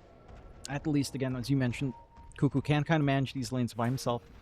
They're constantly keeping an eye on mid. They want the stragglers to come in true mid. Maybe not expecting Mac to kind of play here. Probably can. 2.3k HP, defense matrix, definitely not. Plus he has 4-staff Ghost Scepter Pipe. That's not a support that you're bursting down. No. Not a point. They've got an angle for the high ground, a true top and mid. Without the banner, it's a little bit tougher. Again, they're just looking for someone to overextend, but no one's going to be doing that anytime soon. Meanwhile, the bot is just slowly getting shoved in as you'd expect.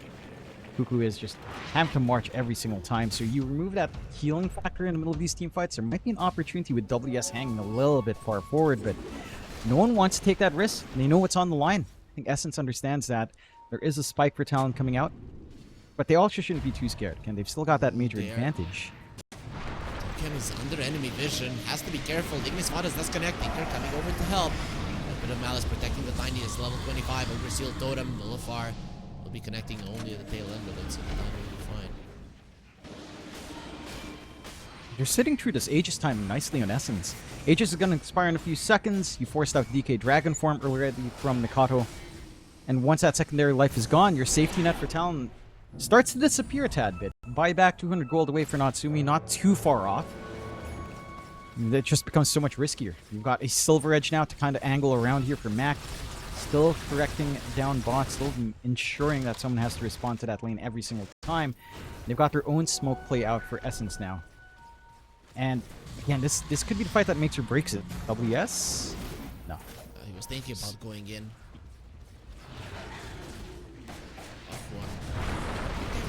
Oh. EA with the defense matrix into the Terrorblade's hands. Now let's see if he can get himself away. Ignis Fada is being used as well into the backlines. They found Ponyo, but there's no follow-up. He's going to be using the pressure. He has to use it onto Akashi, and the Manta does not allow it instantly. Also, the Lotus are protecting him. Now, Ignis Fada is still going strong. They're going to be looking towards the light. And I don't know if that is something that you want to be doing, but the escape that Jokem is just doing so much in these fights. Disruption onto Mac. In the end, it's not enough to save his life. Akashi still has the Sunder. Might be needing to use it. Going on to Natsumi. Lincoln Sphere broken. Akashi is the one that has to be careful. He doesn't really have a clear Sunder target. Tiny's back. Ogre Seal Totem. Mikoto gets out of that avalanche in time. Forced a couple of buybacks out. This is favorable for Talon. The creeps are still in a good position for him to keep playing forward. There was no backdoor shenanigans or a little bit of a split push shenanigans out from Essence. And they've got that smoke out. They want to get some value out from this buyback, and WS does have the Hex ready. Second BKB on cooldown, but Roar not too far off. Is Mac going to die? Oh, this is huge. He used the Invis first and then the Ogre Seal Totem. Sure, they would have had vision, but that is going to be a dieback. Disruption comes out. It's not going to save his life. It's just going to make sure that Ponyo is out of position as well. He's the one that has to be careful. Wheel of Wonder keeping them in place here. They want more. Hyad will get out in time. We'll be okay. But how do you defend without the Tiny for 2 minutes? It's a nightmare. You do have enough coming out from Akashi at the very least, but you are reliant on these tossbacks. Mac is such a big part with that Blink Ava tossback repositional tool. Just trying to isolate away Talon and force their supports a little bit more forward to try to save. And that's out of the picture now.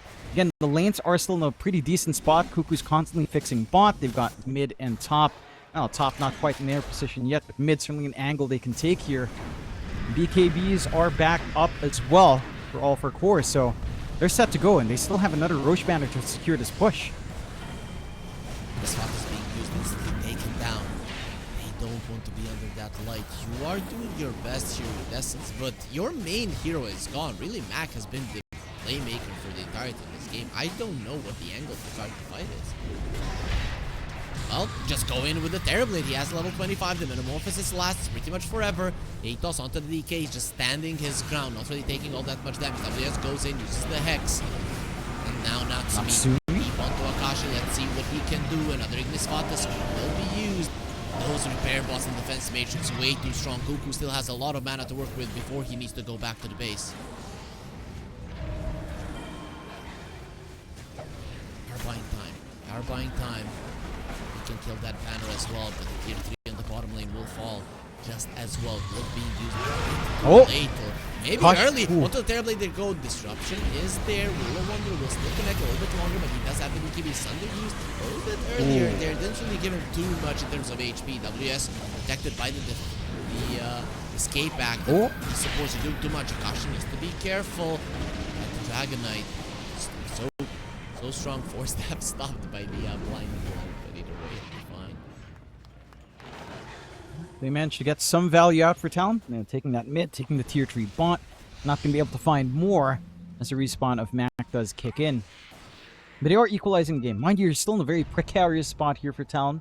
Win probability has swung their way now at 59% to Essences at 41 with his 21k lead on Talon's side as well.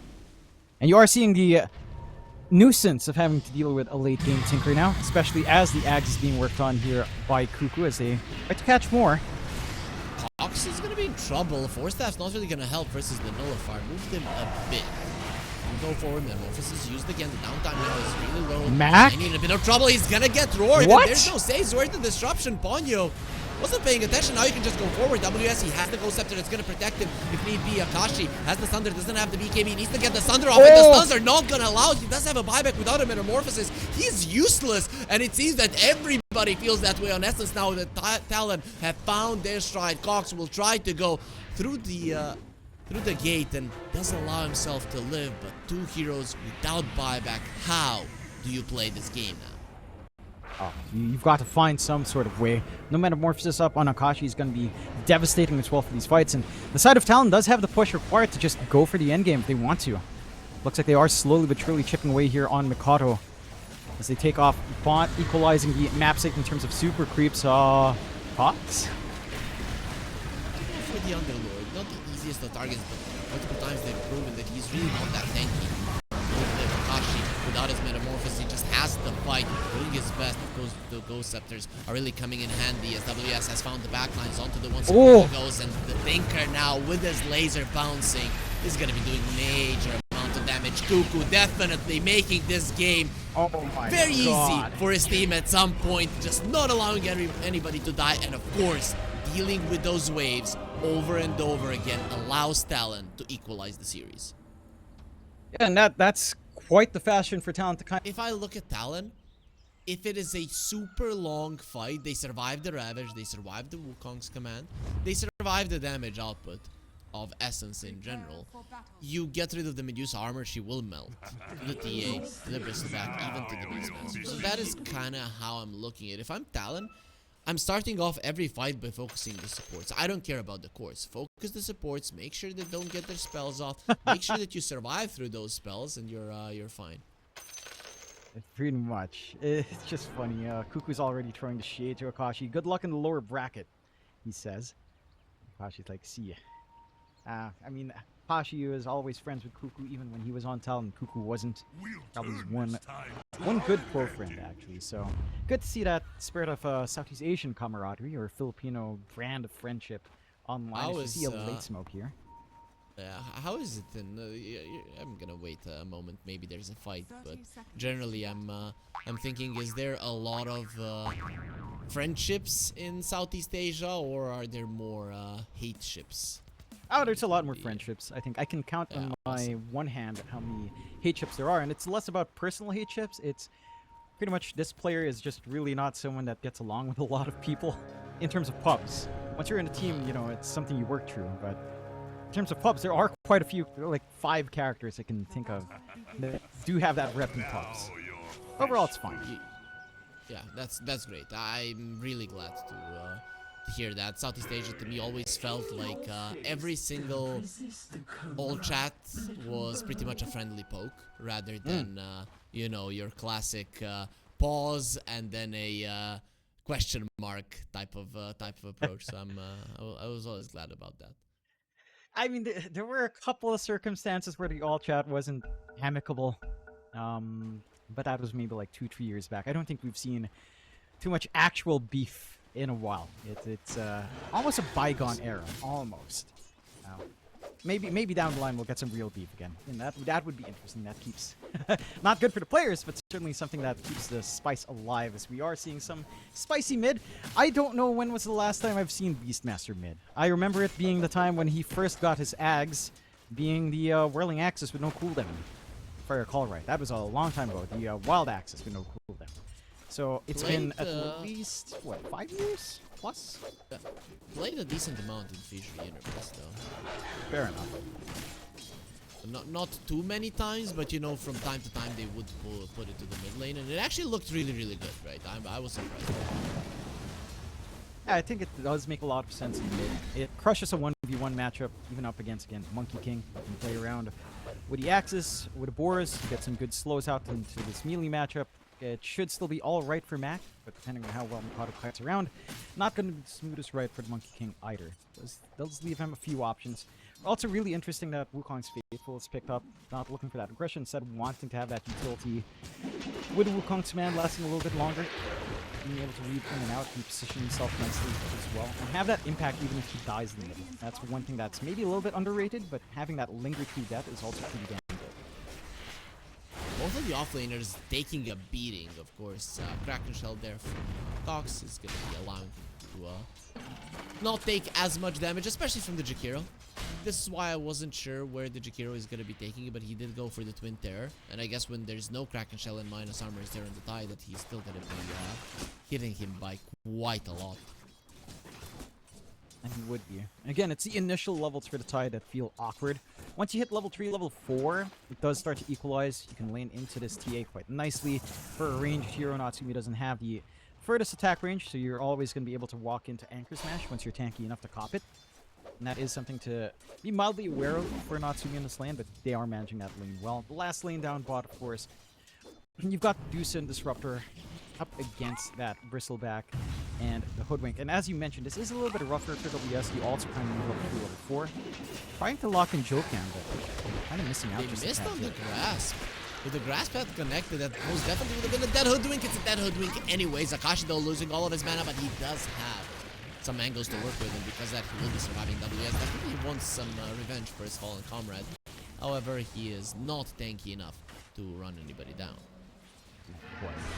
Does waste through quite a fair bit of mana as well. At the very least, gets a salve and his stick out. And trying to rush into that Vanguard now to have some durability to play the lane. But a pretty big win for the side of Essence. It does cost them quite a few resources once kind of down. You're having to ferry out clarity on Akashi to sustain through the lane.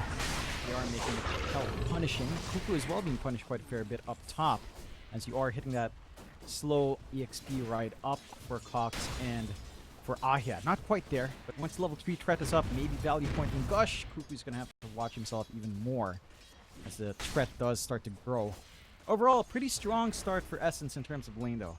Kashi's having a pretty smooth ride bot, although Natsumi is making up for it in terms of raw CS. Max having a great ride on mid, and Mikado not really able to stop that. Again, melee matchup for Monkey still feels good, even though there are some tricks you can play here on Beastmaster.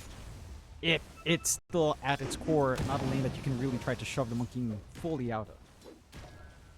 Yeah, it is not an easy one. I feel like Monkey King just does well in most of the lanes, right? Even versus a Huskar, he can be dangerous. It is just that kind of a hero.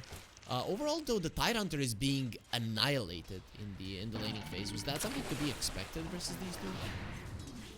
I think, again, in the initial levels, yes. Level 3 is when it maybe gets a little bit better, but really level 4 is when you try to equalize and try to play around potential durability. You're slow on hand.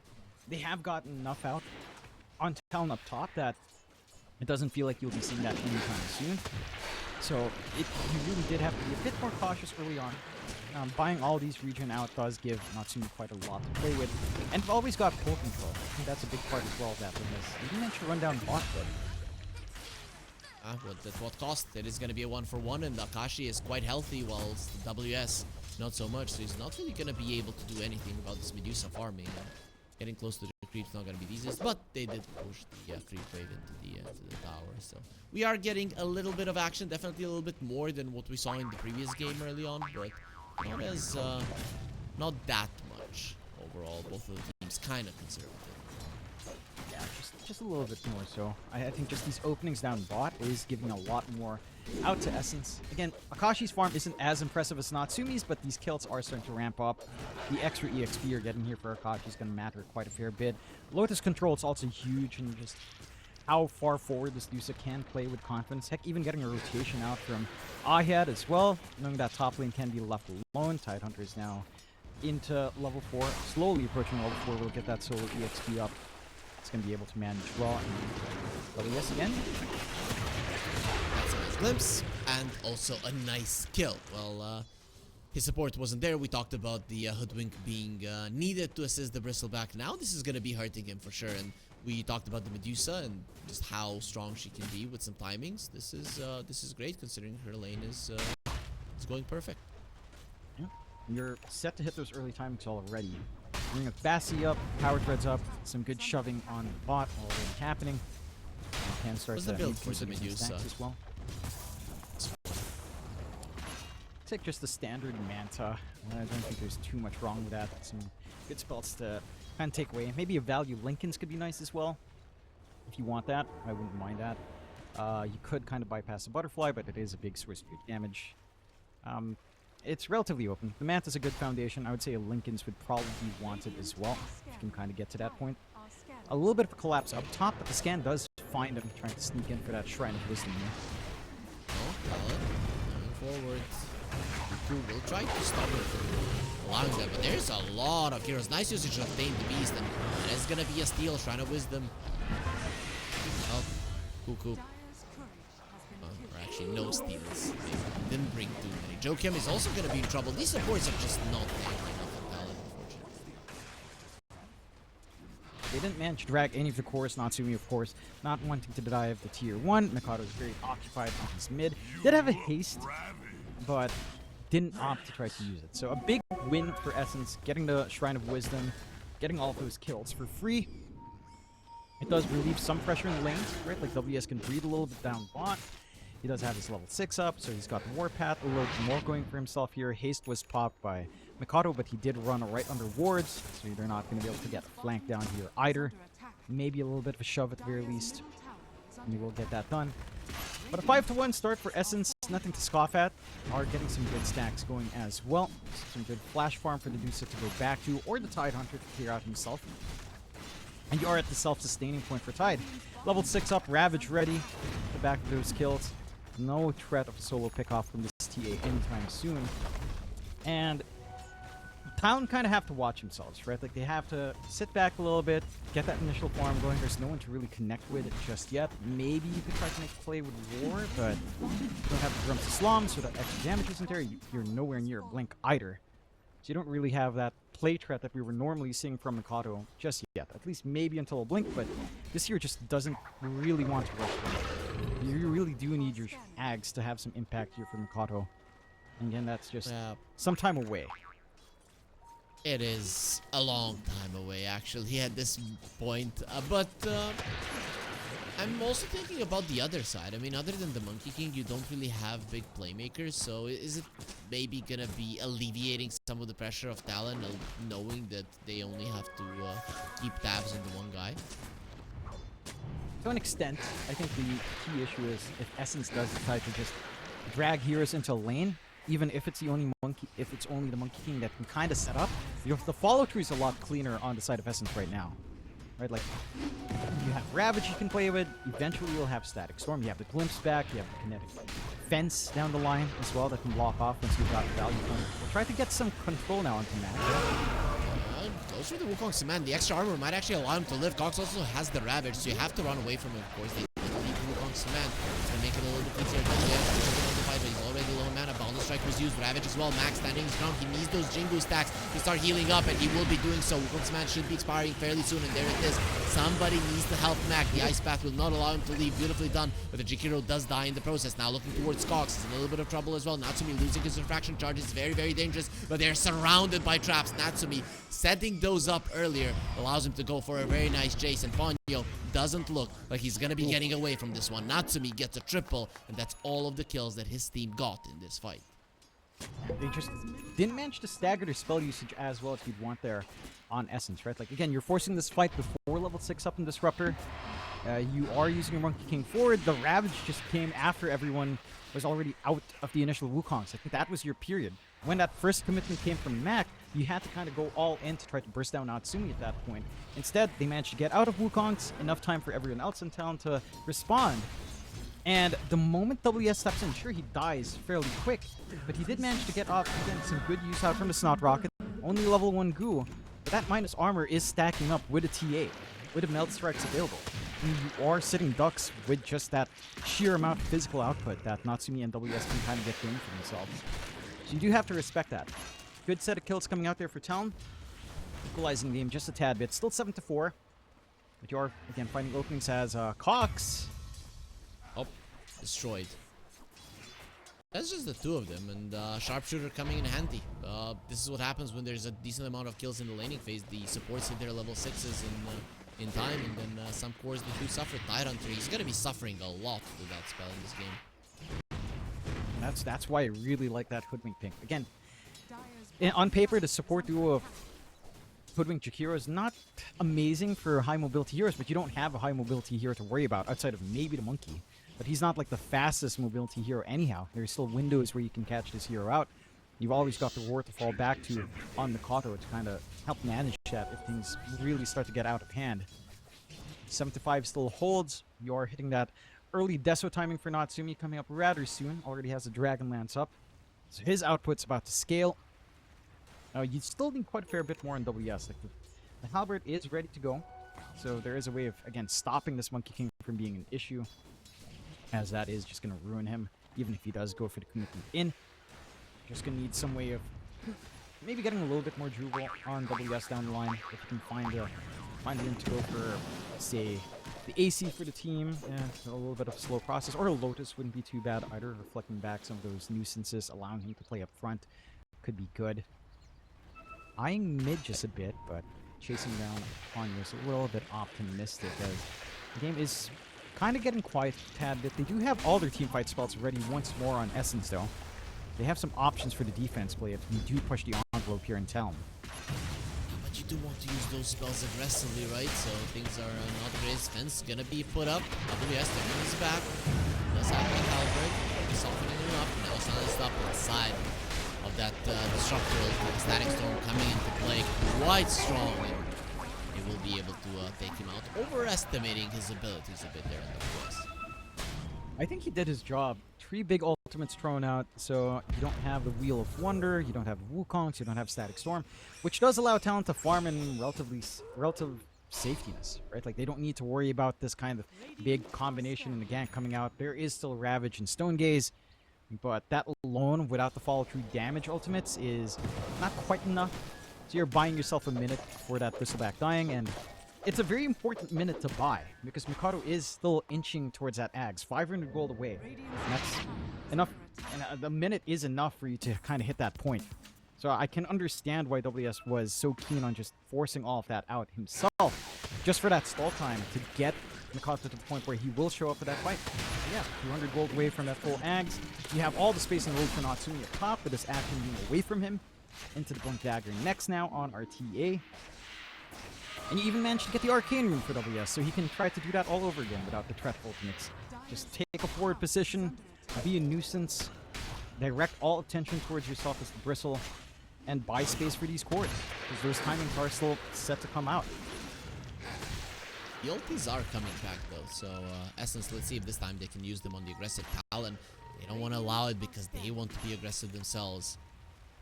Let's see. Woke up.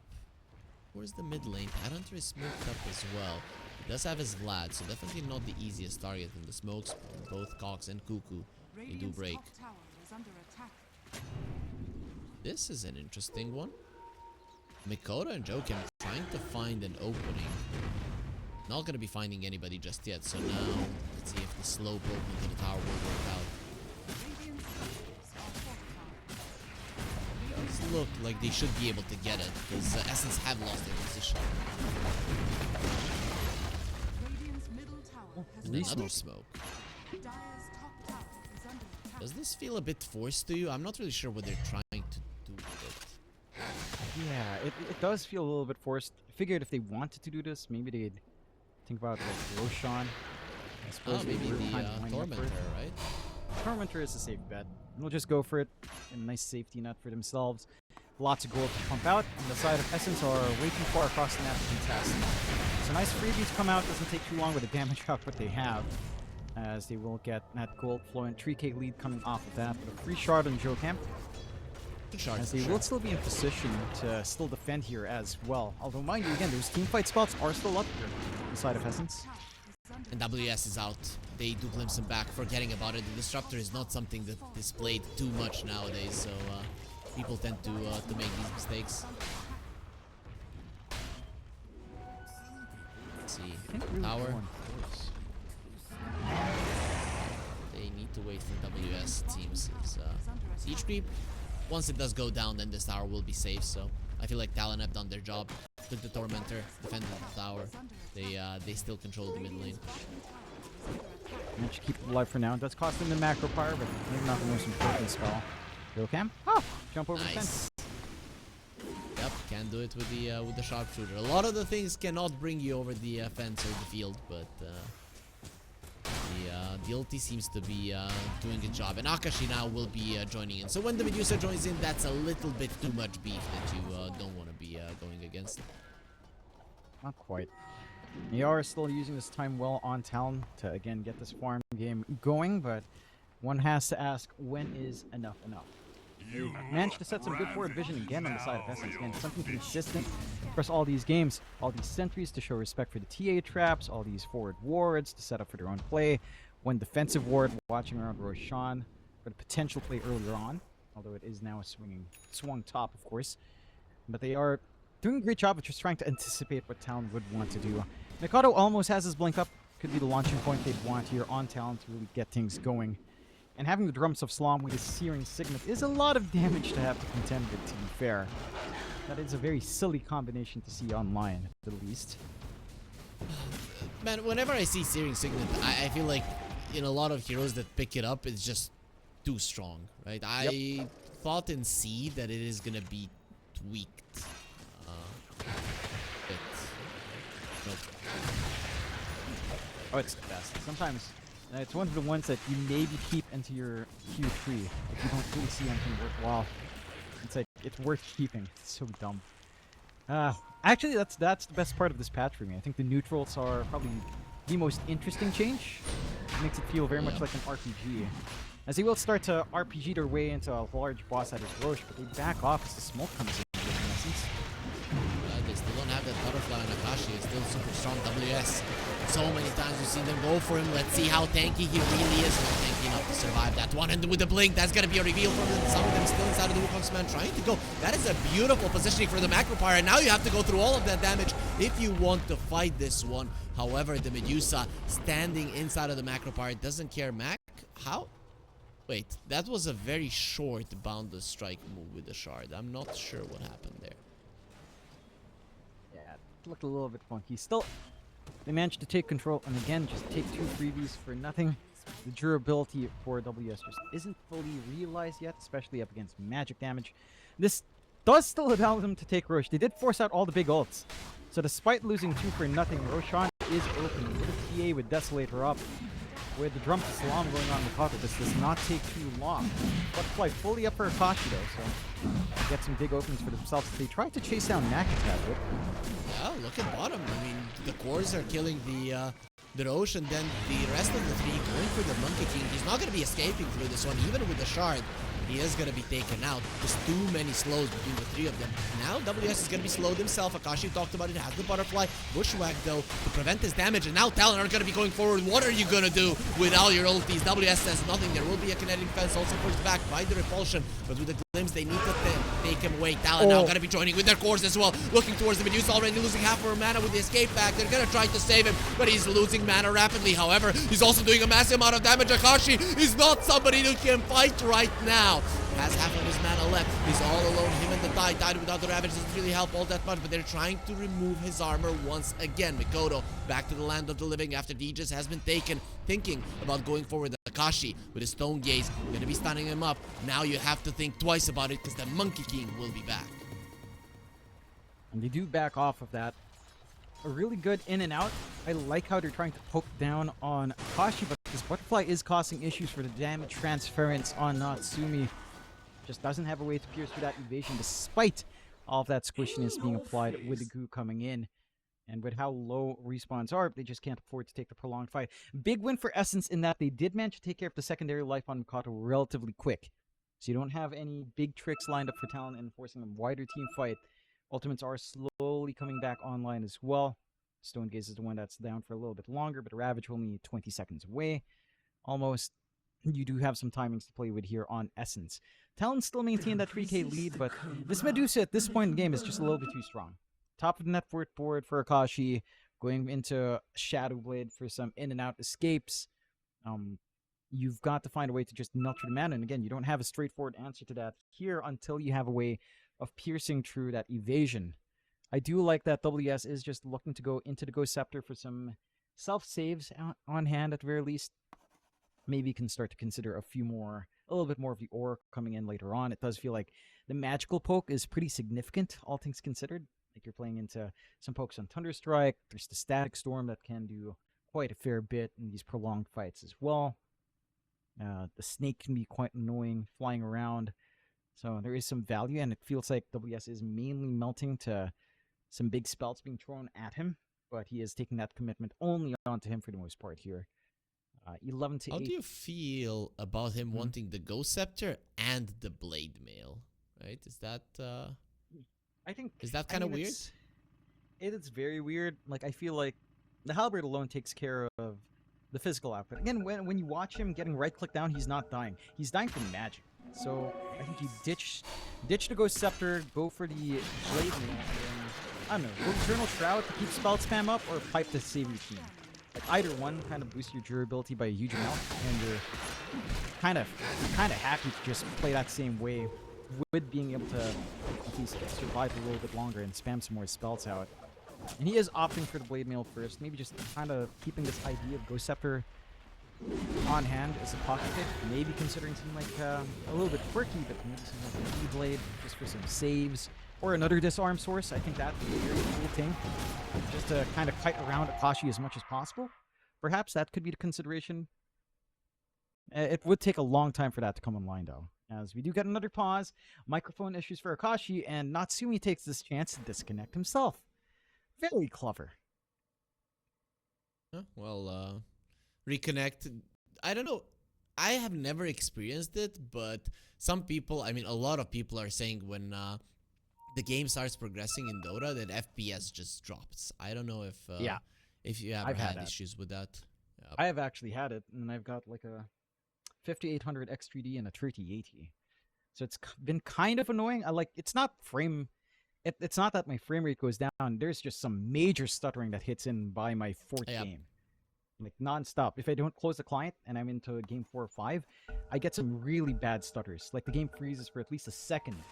And it's not lagging. It just freezes. The render pipeline freezes up. I'm not sure what it is. But something happened. It's been like that in the past. I'm not sure why.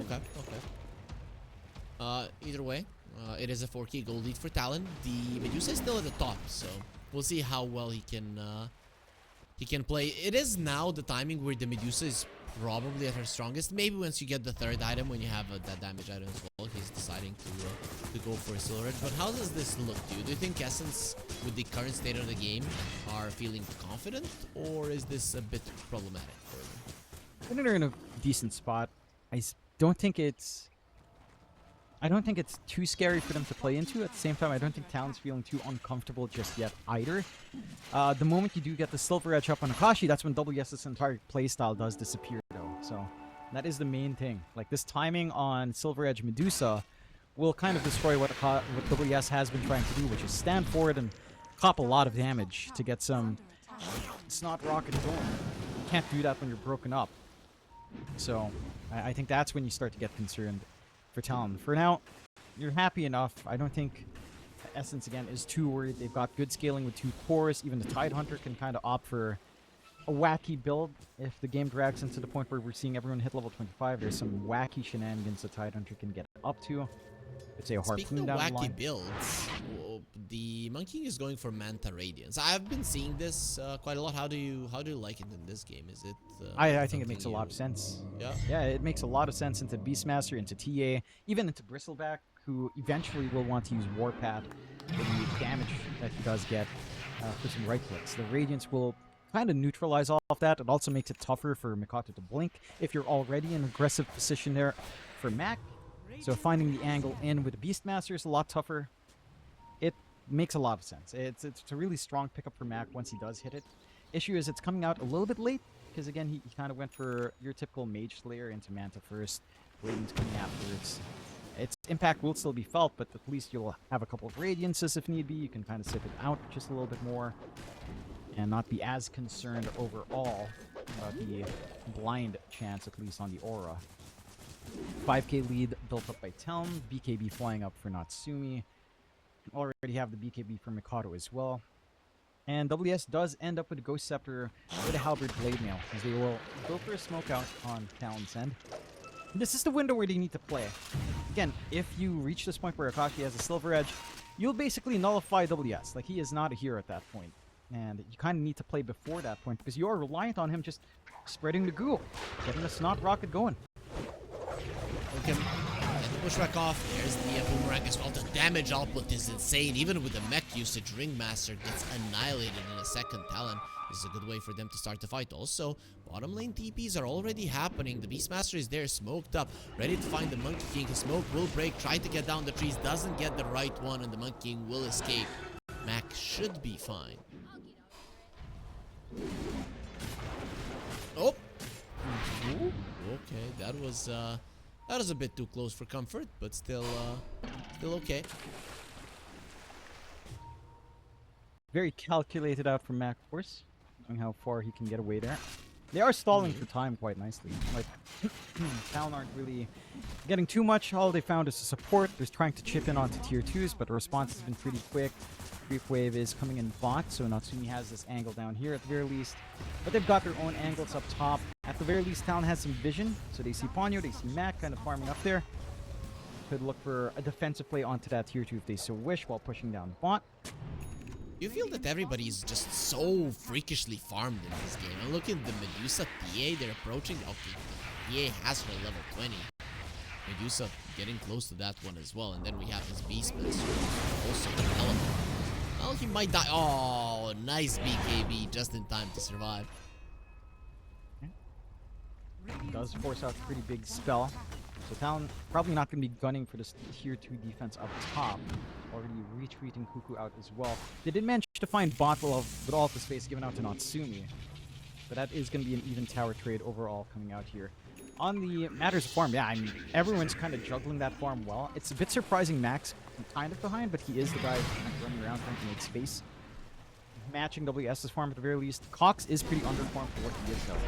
That's going to be the breaking point. As another tormentor gets taken, Cuckoo gets his freebie, so he does get to have the double Liquid Fire and the Liquid Frost now online for him to play with. A little bit more presence out if he is allowed to right-click a couple of times there. And a little bit of a slower game. 11-9, we're 20 kills into a 26-minute game. It has been relatively quiet. You okay? Well, gets out in time.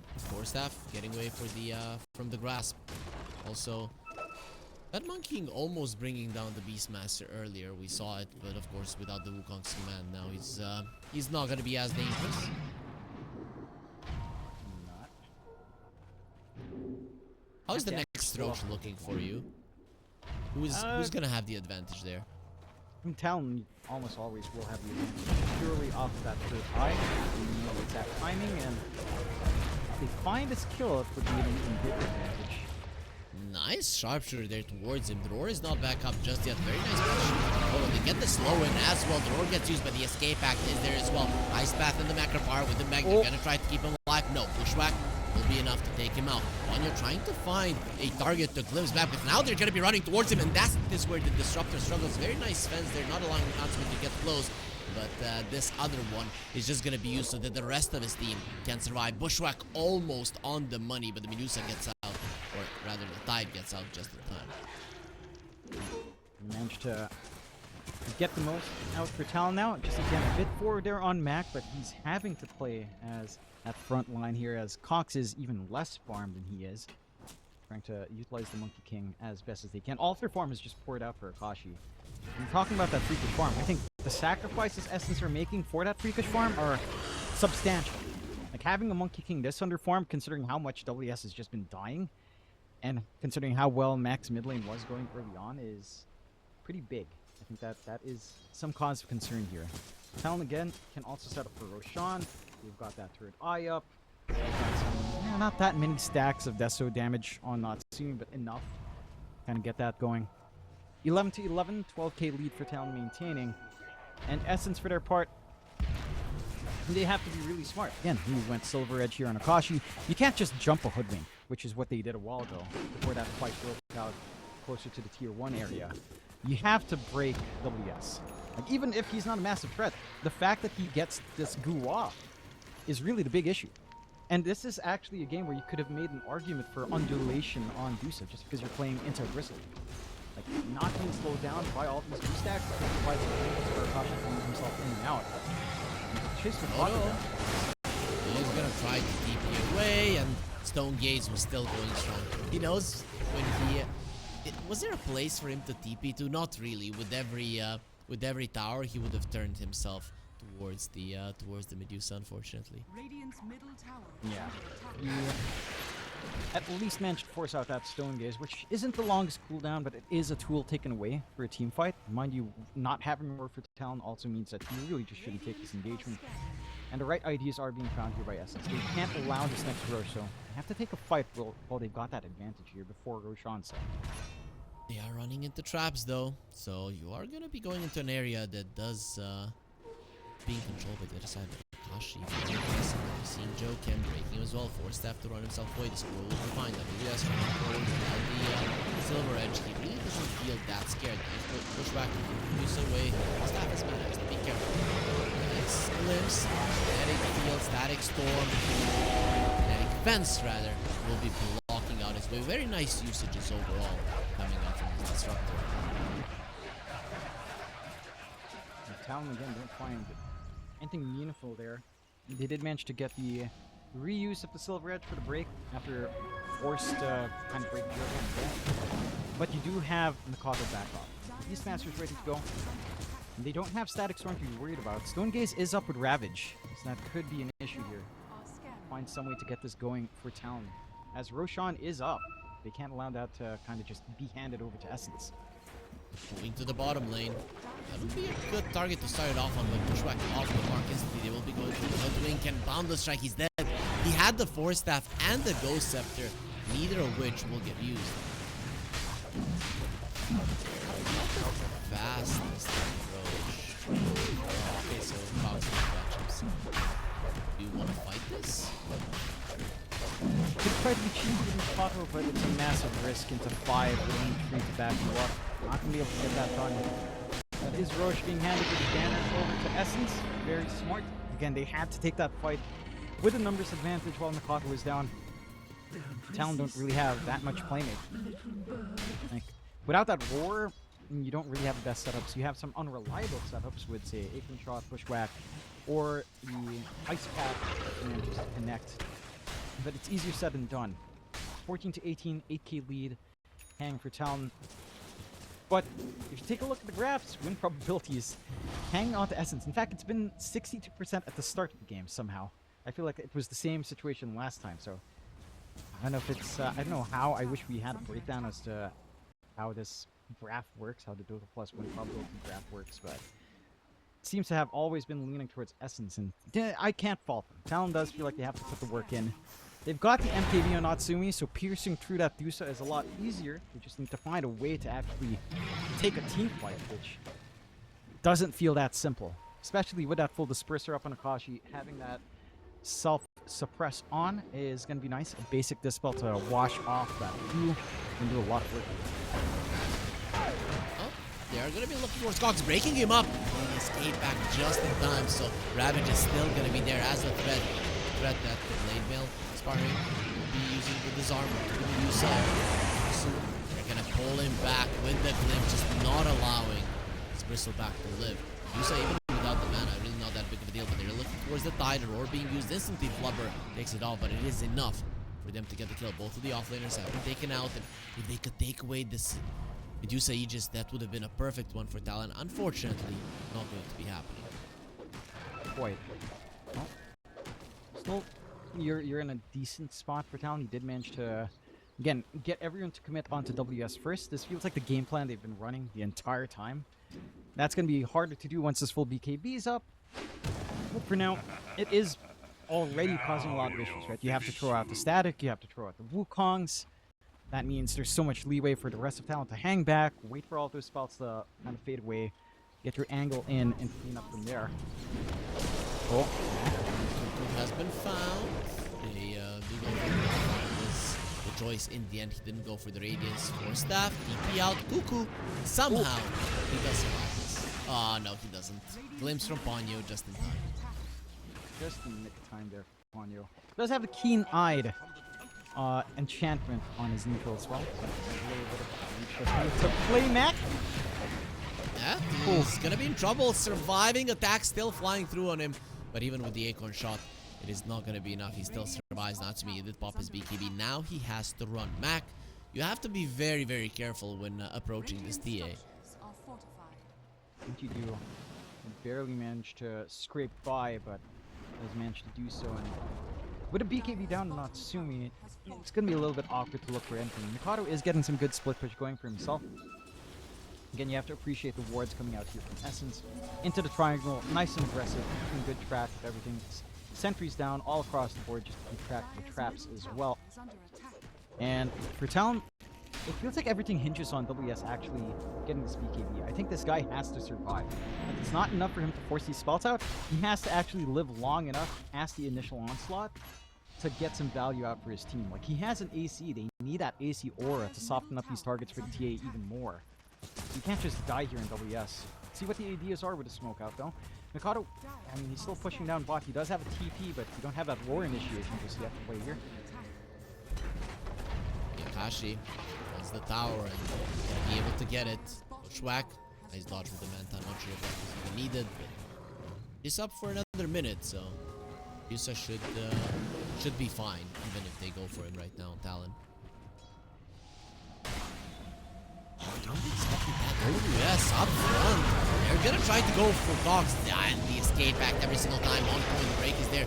Onto the bristleback. They're gonna try to kill him. Dead in the water, keeping him in place. He is gonna be turning his back towards the Medusa. It still doesn't matter. The damage up to this Medusa is way too high. They take away his mana. Still has the use just for 30 seconds. So Akashi doesn't feel the threat at all. Damage was used.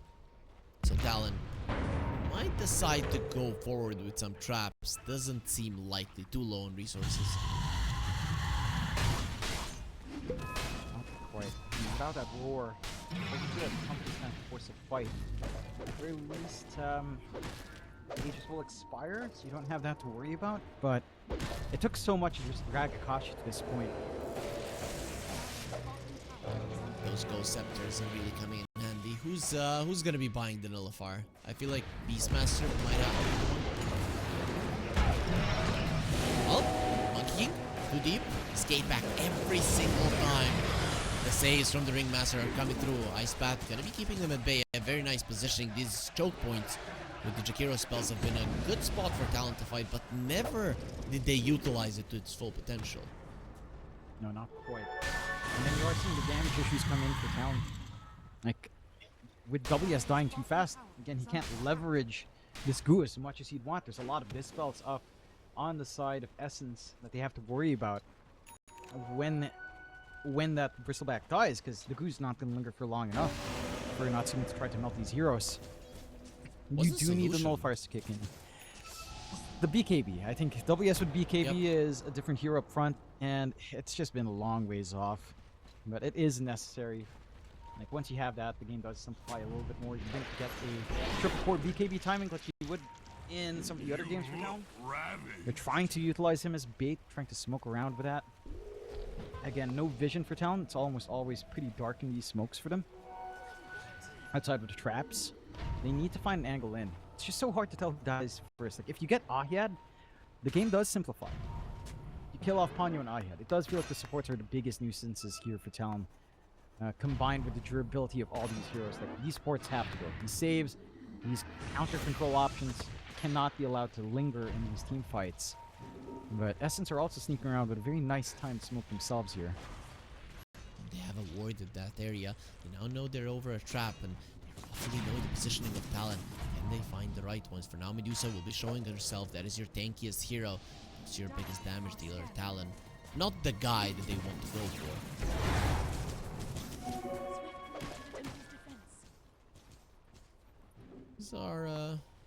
Things are looking very tense, but I feel like Essence have gotten better vision out on the map, especially this one in the mid lane. If that doesn't get taken out, could be a fight-winning ward. That could be. They're posturing around it nicely, just staying in the triangle. They know something's up because no one's defending bot, clearing it out as fast as you'd expect it to be cleared out. They're trying to split push on Talon, like trying to cut some creeps here on Natsumi, stall this game out as much as possible, buy themselves some time to hit this point where a BKB can start to be a reality for WS. Again, it's been pretty wonky for him this game. 1-7 and 8 for the off lane as Natsumi's being collapsed on. Want to stop his blink. They're not going to be allowing him there with the Ravage being used. He gets the Force Staff away. Couple of seconds, the Swift Blink will be available, and he gets himself up to the high ground. Joachim, very nice plays there to save his buddy. Now, can he save himself with the Scurry? He's speedy. Here comes Mac. Goes with the glimpse. That is going to be a dead squirrel. Also in the backline, Mikoto going in, pops the BKB. He wants to go for the Ringmaster. He's going to be inside of the Wukong's command that he can leave in a second, and he blocks himself in with his own boards. There is a fence that you are not going to be able to go through, and that invasion from his definitely doesn't feel too good right now. No, that is ballsy out from Mikoto. Maybe if you manage to also take out Ponyo, it feels a little bit better. 2 supports down, all ultimates down. There's an opportunity for Talon in the 3v3. But with that constant threat of glimpse back, with a connect to cut you off, it's not like you can really find anything for Talon off the back of this. Much bigger win coming out for Essence. Full BKB now up from Mac as well. So he's got his own protection up and running. And for Talon, it's a matter of how do you take control in these fights. Your team fight control really isn't there. Again, we talked about the overwhelmingness, the tripling down of Essence in that team fight control. You're seeing the effect of that. As the game drags into late, your control really isn't there on Talon. You've got Roar, you've got Ice Path, maybe a Bushwhack if you're lucky. And again, not reliable. And WS just hasn't had a game. Will continue to not have a game until a BKB is up, which will be fine. Speaking of not having a game, Kuku in a lot of trouble, gets the Ice Path off. He was close to escape there, but Dame the Beast just in time. Glimpse actually puts the TA in a better position. Again, Essence have equalized the game. They've got push control. This time it should go a lot faster with the damage that you have on hand. Or is out to at least notify Talon, but again, without team fight options, can't really take it. Rush will go with a refresh and the cheese on hand. Third game in a row, pretty much playing better Dota than Talon. Sure, Talon did win in the previous one, but it was barely coming back in. Whereas here they had the lead, and Essence still did every little thing right that brought them back completely. Yeah. Again, I think this is still somewhat down to draft, because Essence's draft is just much more forgiving. Like, when you have all these teamfight spells, if you drag 5 heroes on 5, you're going to win. Like, if you lose that on Essence on a 5v5 with this kind of draft, you're doing something terribly wrong. Like, you're playing terrible Dota at that point. So I think, again, Talon does themselves no favors with draft, which is something that Talon has been doing to themselves for a long time. It wasn't as seen, I guess, in the last 2 qualifiers we've had for EWC, but it's certainly coming out here. Like, this combination just has no control. You're relying on Ice Path and Bushwhack. Really, the kite heroes around. Your Bristleback has no impact. At least the BKB is up now for WS. I don't know if that's going to do enough. It allows a little bit more to come out, but you still have to be smart. Talon still has to work hard to try to angle in and out of these fights and get the maximization of that Snot Rocket to soften up targets for Natsumi and Mikoto. It's not easy. It helped it out, but it's still not a very simple game for Talon. That's a very low. This is the Ghost Scepter now to pick up himself. And in the water, not allowing him to move. Down, he's trying to take that one down, and doesn't manage to do it. BKB just to escape, it seems. Doesn't really help him whatsoever. This Bushwhack, the 2, isn't stopping this push. There is still a Ravage, but there's no BKB on WS. However, no static storms, so some things have been forced out. A good side break. So Magnet will be going onto the tide. He hasn't broken as well. The escape back. He pushed him out of it too fast. Buying back, going onto the outpost. That is deep from the Beastmaster, trying to escape. Mikoto is surrounded by his opponents, and that for 90 Essence. They feel like this could be the end. Natsumi hasn't done anything in this fight, and they still have the Aegis, they still have the cheese. The Wheel of Wonder, it does turn around the Bristleback, but they do not care. They have more than enough damage to finish him off. Escape back, gonna be saving the Monkey King there, not allowing him to fall any lower, as the Jakiro will be next on the menu. The fence will not allow him to move, and that is the first lane of Rax. Akashi, he wants more. We have nothing to be scared of. You know, Aegis is still up. You have a free reset on hand. There's no Roar, there's no Bristleback to worry about. Pop the faultless damage. And the damage from Natsumi alone is just not enough. He tickles. It's really doing nothing without all that money on them. Back. And they go for the Ravage. They're going to be connecting onto the building. They want Natsumi first. Can they get him out? He doesn't have the blink, so he's going to have to stand his ground and fight versus this many heroes. It is just not going to work. Does buy back. And let's see if in this scenario 3 versus 5, when there's no Ravage, he can do something. Doesn't seem likely. Not many options left. Half a minute until Mikado and WS are up. And even if they are up, what the hell are they going to do? Maybe take care of the Aegis. They're gonna lose the Hoodwink for that. Ice Bat, and Natsumi even replace Mac.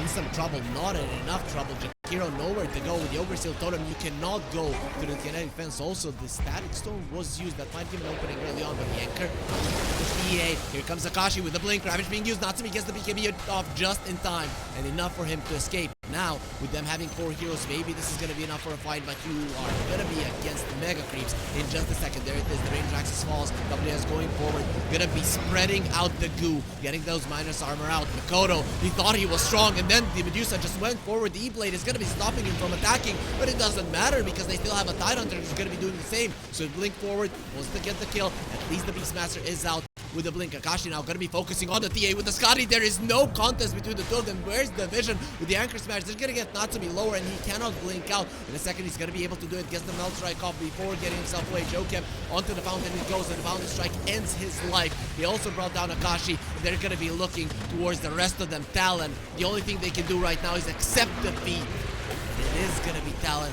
in the lower bracket. Essence, 3 games in a row in control, and they will be winning series 3-2.